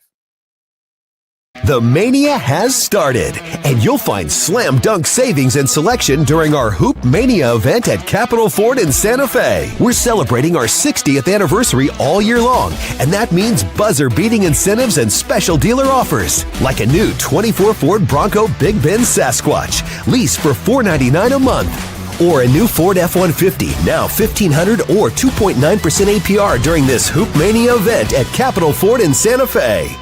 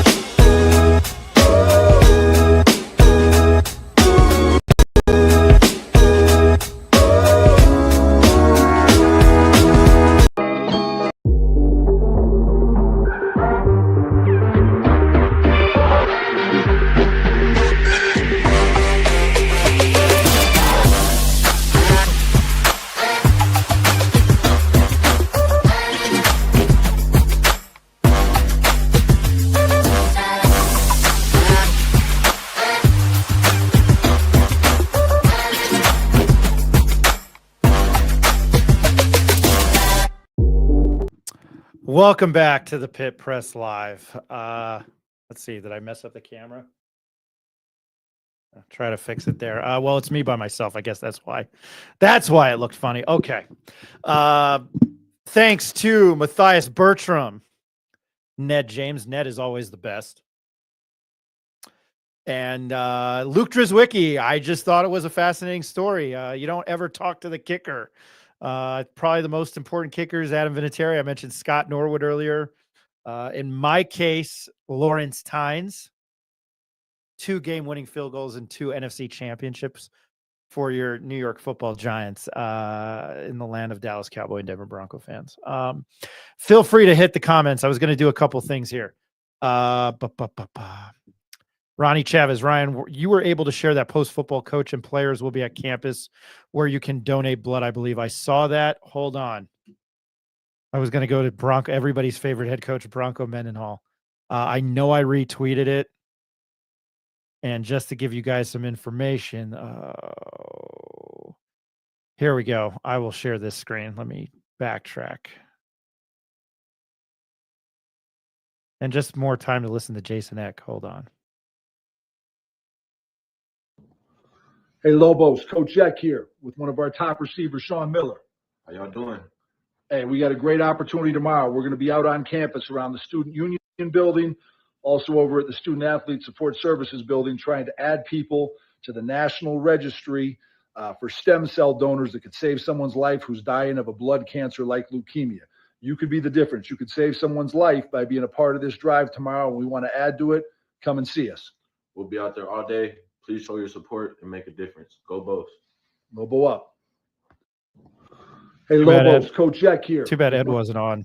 To Lobo up. So to backtrack, and I'm doing that on a whim, so I apologize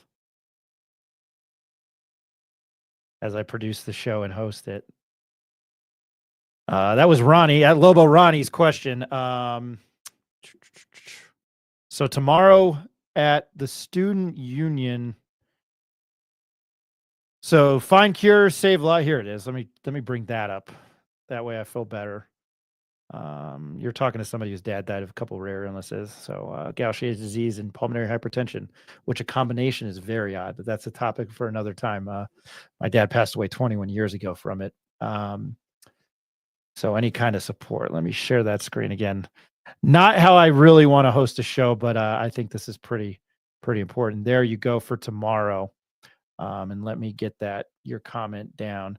So find cure, say lies, April 24th, which is tomorrow. I don't know where the day's gone. 10 a.m. to 4 p.m. Student Union Building, UNM Student Services Center. Join your Lobo football team in saving lives and cancer patients. A simple check swab could save a life. I'm a cancer survivor, leukemia, so it means a lot. No, I understand, Ronnie. I was happy I was able to help you out there. So it's on the Lobo football page. We reposted it. But again, the UNM Student Union Building, that's easy to find. You can pay to park. Tyler Lockett is home. I guess he signed with the Tennessee Titans. That's a buddy of mine. All right. So I hate to go from Jason Eck to this crap, which I am going to call it. And I think a lot of people, if you've listened to us, you know me, I harp on the UNM athletic department, but they are changing my mind. I am broadening my horizons. What does he say in Batman? Jack Nicholson as a Joker. Oh man. What? Joker, Jack Nicholson Museum. Hopefully we don't get blocked for this. That's Party Man. Here it is. And don't judge me on my playlist. I do listen to ASMR to fall asleep. Really going off on a whim here. What does he say? Gentlemen, let's broaden our minds. There you go. Lawrence. That's what the UNM athletic department's doing. And then into the Prince soundtrack. Gentlemen, let's broaden our horizons. That's what Fernando Lobo and Jason Eck and Eric Olin thus far have done. Again, I'm a big Jason Eck guy. Okay, where was I going with this? The crap. I didn't, as it's been mentioned, I did not like the Bronco Mendenhall hire, and I've said it in December. Hindsight's 2020. Rick Thompson he and I agreed on that. I know he was a great football coach. I thought it was weird as hell that he was coming here. I knew that he had I know that he had roots here and was the D coordinator. And you heard all the football players say that they would run through a wall for him. Look, I was in the media, and when you're not media friendly, yeah, I kind of hold a grudge against you. But if you're winning games, I know I use it a lot. Winning cures all. But this crap, I'm glad as somebody that we built this from the ground up and has a background in journalism. And I can't believe I'm saying this for Frank Mercogliano. The fact that this coaching staff here under Jason Eck is open. They want to be involved. It's just not about coaching football. It's about, not cliche, but you're one with the community. You know, you might show up. I got to meet Tom. I didn't get to meet Tom Izzo, but I got to interview him in Cleveland at those press conferences for the tournament. And I had a lot of Michigan, Detroit reporters saying, how cool and involved he was in what he means to East Lansing. And that's kind of, I know it's to each their own, but that's just not, what I don't know, respect. I think, I'm not here to bash on anybody's looks. I'm not here to bash on anybody. Look, I'm disproportionate skinny fat guy now. But this crap, I do not understand. And I know I've beaten the joke to the ground and I'm tired of using it. Bronco Mendenhall is not invading Western Europe. You coach football, have fun. That's how I feel. But if you didn't see this, and I'm sorry, here's some painstaking interviews from Bronco Mendenhall's spring practice with Utah State. And Utah State fan, I love the Spectrum. I loved Ian Martinez. I'm not knocking you. I try to defend the Mountain West. I harp on UNM more. But and I guess if he wins there, he wins there. But this is painful. Coach, just spring practices, 5 weeks with these guys. You kind of had a whirlwind getting the coaching staff together a little bit, recruiting, but now you've seen them on the field now for a couple of weeks. Just assessments of how this team's coming together. My team is tough. They're resilient. Chemistry is great. They love each other. They work really hard. They've embraced the expectations. And I am going to stop it there. Haven't we heard that before? And isn't it kind of bullshit? I'm just going to say. They're optimistic. They're hopeful. They already know the success the program will have. And they've allowed me to coach them, which that is a choice. And so I'm appreciative to them. My staff are all my former players. And so that camaraderie between my staff and the team as well, that's connected really well. So I always believe that culture precedes performance. I like where our team is. Because you've had to instill some new stuff, and certain things need to be accomplished before certain things can be achieved, right, for the players. So that's new for a lot of these guys. But how are they kind of grasping that and doing what you're asking of them to do? Yeah, well, they are grasping it. They are doing it. And again, the cultural part to me is first. The assessment of talent and personnel comes as I watch the culture develop, and then you install basic schemes and strategies to start deploying who you have. And then really spring is over by the time that happens. We've accomplished a lot. The kids have accomplished a lot. The program's trajectory, I think, is strong. And now in the world of college football, the next recruiting window is already open, the spring window. And so there'll be some needs and some open positions for us to then add additions to our roster. And then we start training again when they come back in June, and looking forward to that.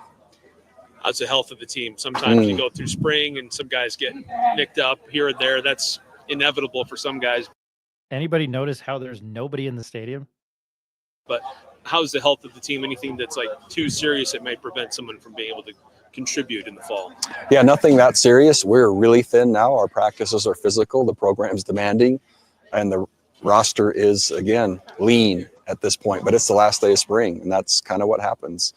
But by the time we come back in the fall, there hasn't been any injuries that are now season ending or career ending or et cetera, which is great. With that being thin, do you feel like this is an opportunity to develop depth? Are you starting to see that materialize? Oh yeah, anyone that was here was exhausted through repetition. So it took everyone to get through spring and what we ask. And that's just a great opportunity for this team to show what they can do and each member to show what they can do. With this spring portal window that is open, anything particular that you're looking for? Is it just kind of based on some of the needs that you have, or who ends up leaving your roster that you now need to replace? We have exact needs, and we're very specific and intentional. I won't share what those are, but we know exactly what we're going after. What's next for Utah State football? Obviously, you've got still a couple more days for recruiting, but then after that, what's next for you and your staff and this football team? Yeah, recruiting season is open, and so our players are finishing finals. Our staff will be on the road recruiting instantly. Players after finals are home for the month of May, basically. June 1st starts again, goes all the way through till this time again next year. And what's your recruiting pitch for players who may be in the portal, may be considering Utah State? It's pretty easy. Of the active coaches in college football, there's only 5 that have won more if you want to win. If you want to go to the NFL, I've coached 115 players that have gone on to do that. There's not a better community on the planet than Logan with the school history as Utah State has. The real question would be, why wouldn't you? And kids are lucky if they get to come here. And then finally, just the leadership that you're seeing from some of the members here, guys that have been here before, but also guys you brought in, just seeing that leadership starting to materialize from your roster. Yeah, the principle is simple. Involvement equals ownership. And yeah, I'm the leader of the program, and I have the authority to lead. That doesn't mean there's only one leader. My team of coaches that I brought, all former players, I selected them because they were leaders in their own right. As they were players, they're leading the team, but the team has embraced that. And again, they're claiming the direction, they're claiming the tempo, they're claiming the standards, and that's really when you know the culture is taking hold. All right, that's enough of that painstaking interview. Again, I'm only playing that because, and I'm sorry to our listeners that probably looks like I gained more during that. Again, I'm going to preface this, not an attack on Utah State. Danny Sprinkle was awesome. Jared Calhoun, we had the pleasure of meeting, was awesome. I loved Ian Martinez. We loved Drake Allen. I know I'm defending the football team. I've talked to a couple players there. This is not an attack on Utah State. And Utah State fan has to understand that. Just thought it was a bad hire for UNM, and I don't have to listen to that. I get Lobo up with Jason Eck. Is he probably going to win at Utah State? Hell yeah, he is, because he is a good X's and O's guy. But I am glad I do not, as a member of the media in this town who's credentialed with UNM, and that's not bragging, I am so happy that I don't have to listen to that shit. It's him saying a lot without saying anything. And I noticed that in his press conferences early on. I know a lot of people do that. I just feel, even with Richard Pitino, I felt he was more genuine than anything. I feel Jason Eck is genuine. And as I mentioned, Daniel DePrado is genuine, and I'd love to get him on the show. I'm sure a lot of Lobo fans don't know who he is. I'd like to get these coaching staff on the show to talk. We had Jackson Eck on. It was open. And it wasn't talk. It wasn't arrogance. It was just, I don't know, involvement. But that was, and for those of you who had seen it, and I know it was making its rounds, it was painful. And I'm going to do it for a third time. It's not attack on Utah State, please. You leave. I'm going to make the joke from Ghostbusters. You leave and you win a Pac-12 title. I'll go to Pac-12 Utah State jail peacefully, quietly, and I'll enjoy it. But yeah, that was rough, man. And Defecator Droid, I think that's your name. I know you saw that. But yeah, man, it was painful. Look, I'm a guy who likes to curse. I've tried to watch it on this show. But when you walk up there and go, oh, gee, golly, gosh. And then he said something there at the end about involvement and entitlement and leadership. I mean, that's not what you did at UNM. So that's where I was going with that. But it was, and Ronnie, I'm going back to you now that I'm looking at him as an ex-coach. He's cringe. He's like a robot. Yeah, and we've talked a lot of football after this UNM men's basketball team got to the round of 32 in the NCAA tournament. But I am still trying to figure out how they, and I was talking to it with Eric. Eric Moulton is my business partner. He's not been on in a while. But we build this thing from a ground up and we talk every day. And sometimes our business conversations get sidetracked to sports because we all love sports. And again, look at it hypothetically last year. Other than Arizona and Auburn, they could have won 10 games. They had Montana State beat. Obviously, they gave Arizona a really hard time. If it weren't for Teteroa McMillan, who I can't wait to watch in the NFL. Auburn, first half, all right. That weather sucked. It was rainy. You go to SEC country, and Auburn and Hugh Freeze probably weren't going to lose to another team, a Division I team from New Mexico. Did I say defecator? I'm sorry. Defector. I'm sorry. John, thank you. Defector droid. I'm sorry. I don't know why I said defecator. I thought that's what it said. When I said it in my mind, I was like, is that really what it is? It's funny. Plus I'm on a RAM. I'm on one right now. But I apologize. Please continue to win the show. I'm glad. See, I can't even talk tonight. Please continue to watch the show. We appreciate it. Now I lost my train of thought. But yeah, no. Realistically, look at what they could have done last year. Won 9 games. They blew the lead to Wyoming. Colorado State, I don't know. So again, realistically, 9-3. You maybe could have figured out how to beat Hawaii. I just don't understand how that defense wasn't any better last year. Was it too complicated for the guys? I don't know. But it is satisfying to see guys like Dimitri Johnson at linebacker and Gabe Lopez, guys that are coming back. I think a big talk is about safety David Murphy. Ben Wysong talked about him. Cleveland guy, it feels like feeder. The guy who started pitching at UNM last night was from Rio Rancho, from Cleveland. Just like a mini feeder area for UNM. But that's my 2 cents on that. And I know a lot of people disagree with me. I think a lot of people are probably that watch this show are on board with me.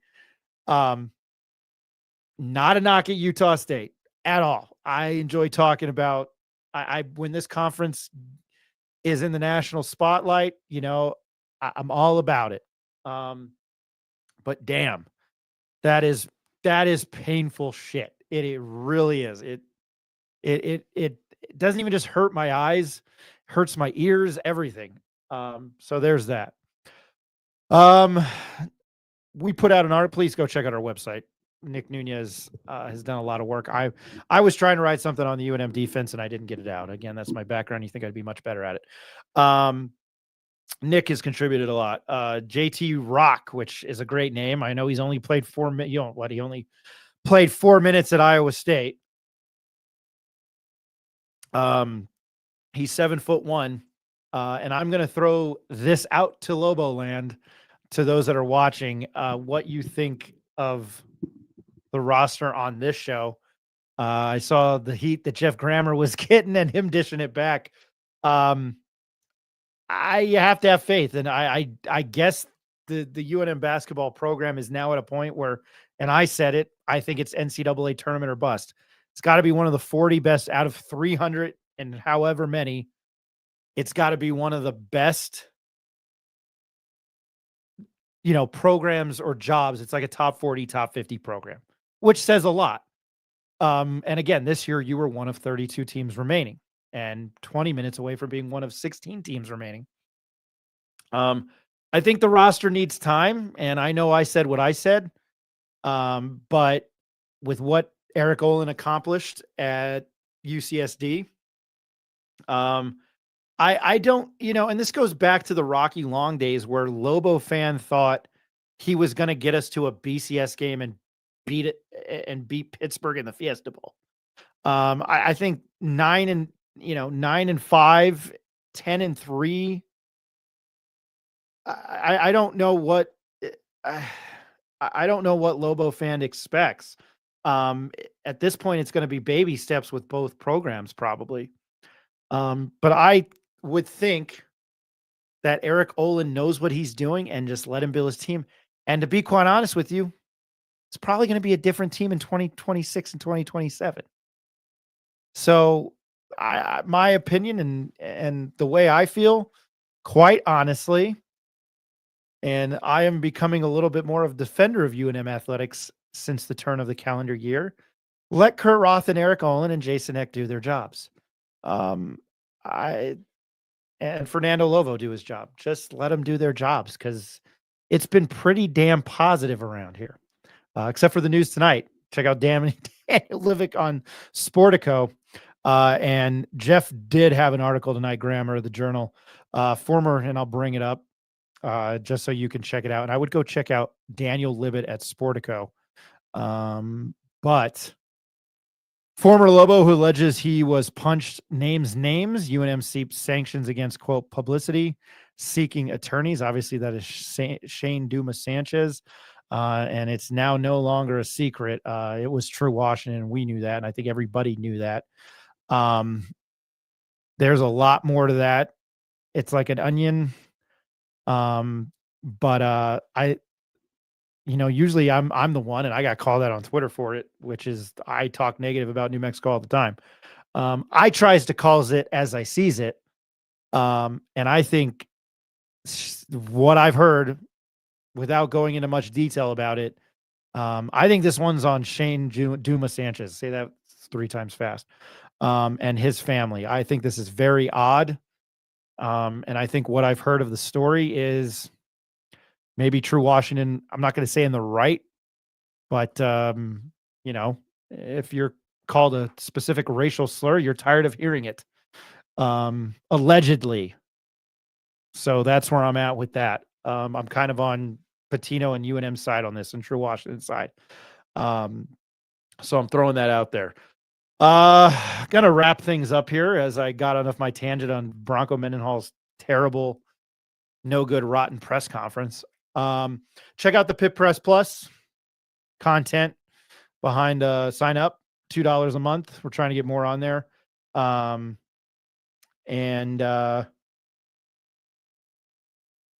exclusive content, lost my train of thought. Apologize, looking at my phone. Can't multitask. I'm a true man.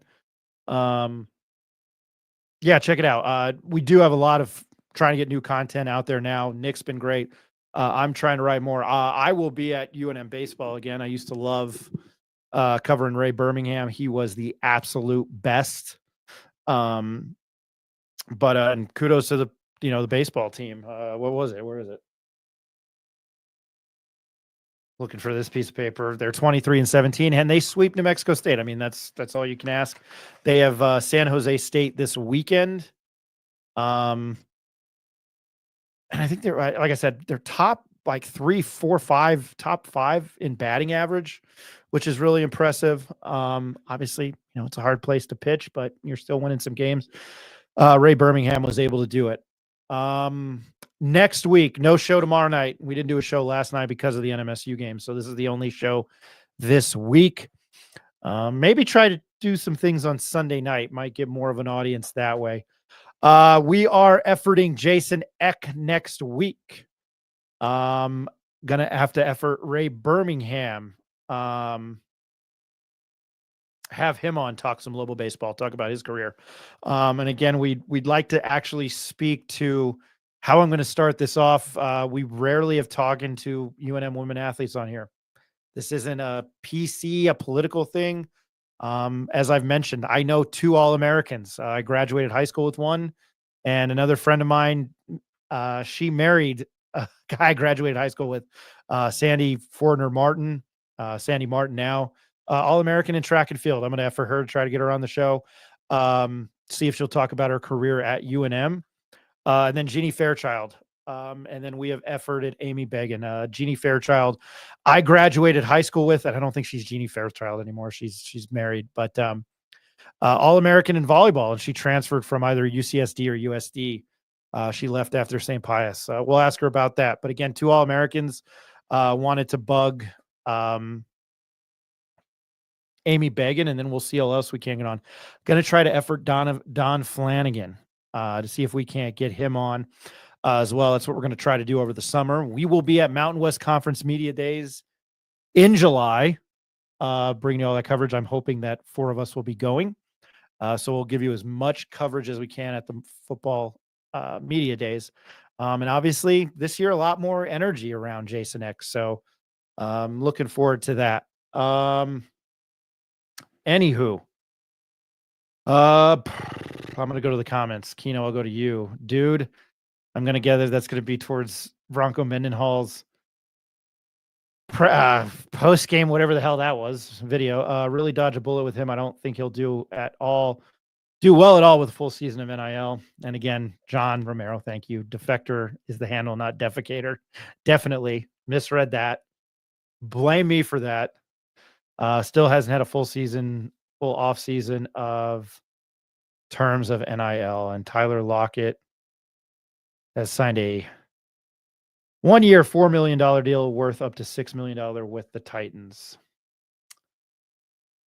Local kid gets opportunity and complexity, blows it, and ruins future scholarship opportunities for local products in the meantime.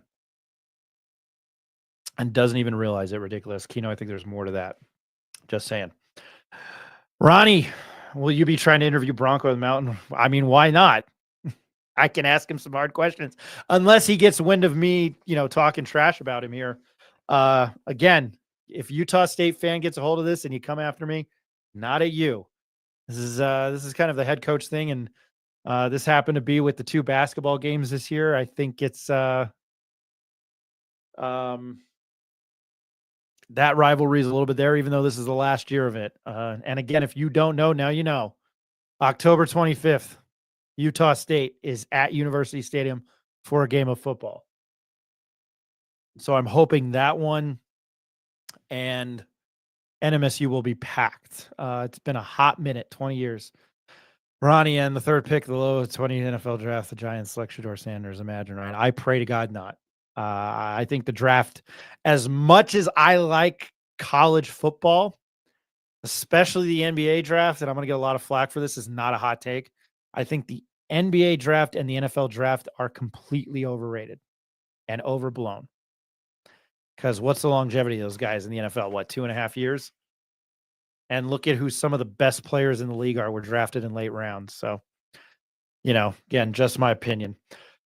It is 10 o'clock and I am tired. Again, we'll be live from you next Tuesday. Watch out for features. Articles, go to the website, thepitpressnm.com. Going to try to cover more baseball, hopefully, if time permits it. I am a father as well. Anything else I'm missing? We'll be back regular hours Tuesday and Thursday next week. What's your take on UNC and his adult activities? LOL. I almost asked Ned James about that because he was opinionated about that. We'll get it next time. It's not the Bill Belichick of 20 years ago as well, especially with what she was walking around with on the field, if that's what you're referring to. She's the chief operating officer now or something. I don't know. Good for him, though. Really good for him. I don't know how that's going to turn out. I've always had faith in Bill Belichick. Again, he has 2 Super Bowl rings with the New York Football Giants as a defensive coordinator under the legendary Bill Parcells. Please go to the Pit Press NM. Nick's got a great article about the House settlement, which is something I don't understand, but he is law, so he'll understand. Check it out. Again, we'll be back next Tuesday and Thursday. We're accepting editorials. If you write something and I feel it's I'll deem it's worth posting.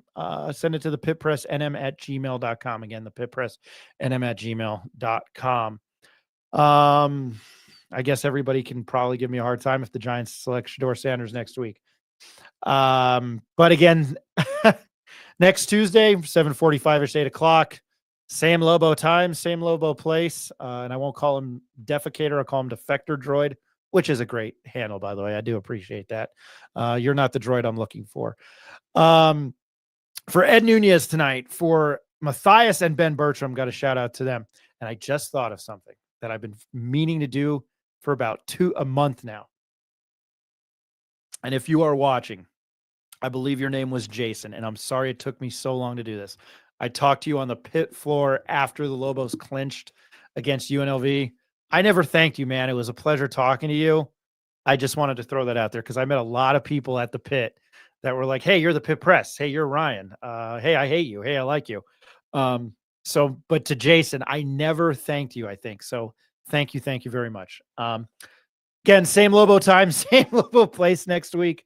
Go to our website, the Pit Press NM. And as I mentioned, have a good weekend and don't do anything that I would do. And I forgot to thank the people on the show tonight. Ned James, Mathias Bertram, Ned James, said him already, and Luke Driswiki, your place kicker at UNM. My mind is I definitely, it's a genetic thing because I see it in my mom, so I know I'm headed that way. I'm not as spry as I used to be, and I'm not even 40. Everybody have a good weekend. Hey, go check out the Lobo baseball team. They're home this weekend against San Jose State. That game on Sundays at noon. Just throwing that out there. Again, don't do anything that I would do. My name is Ryan Tamori, and this was the Pit Press Live.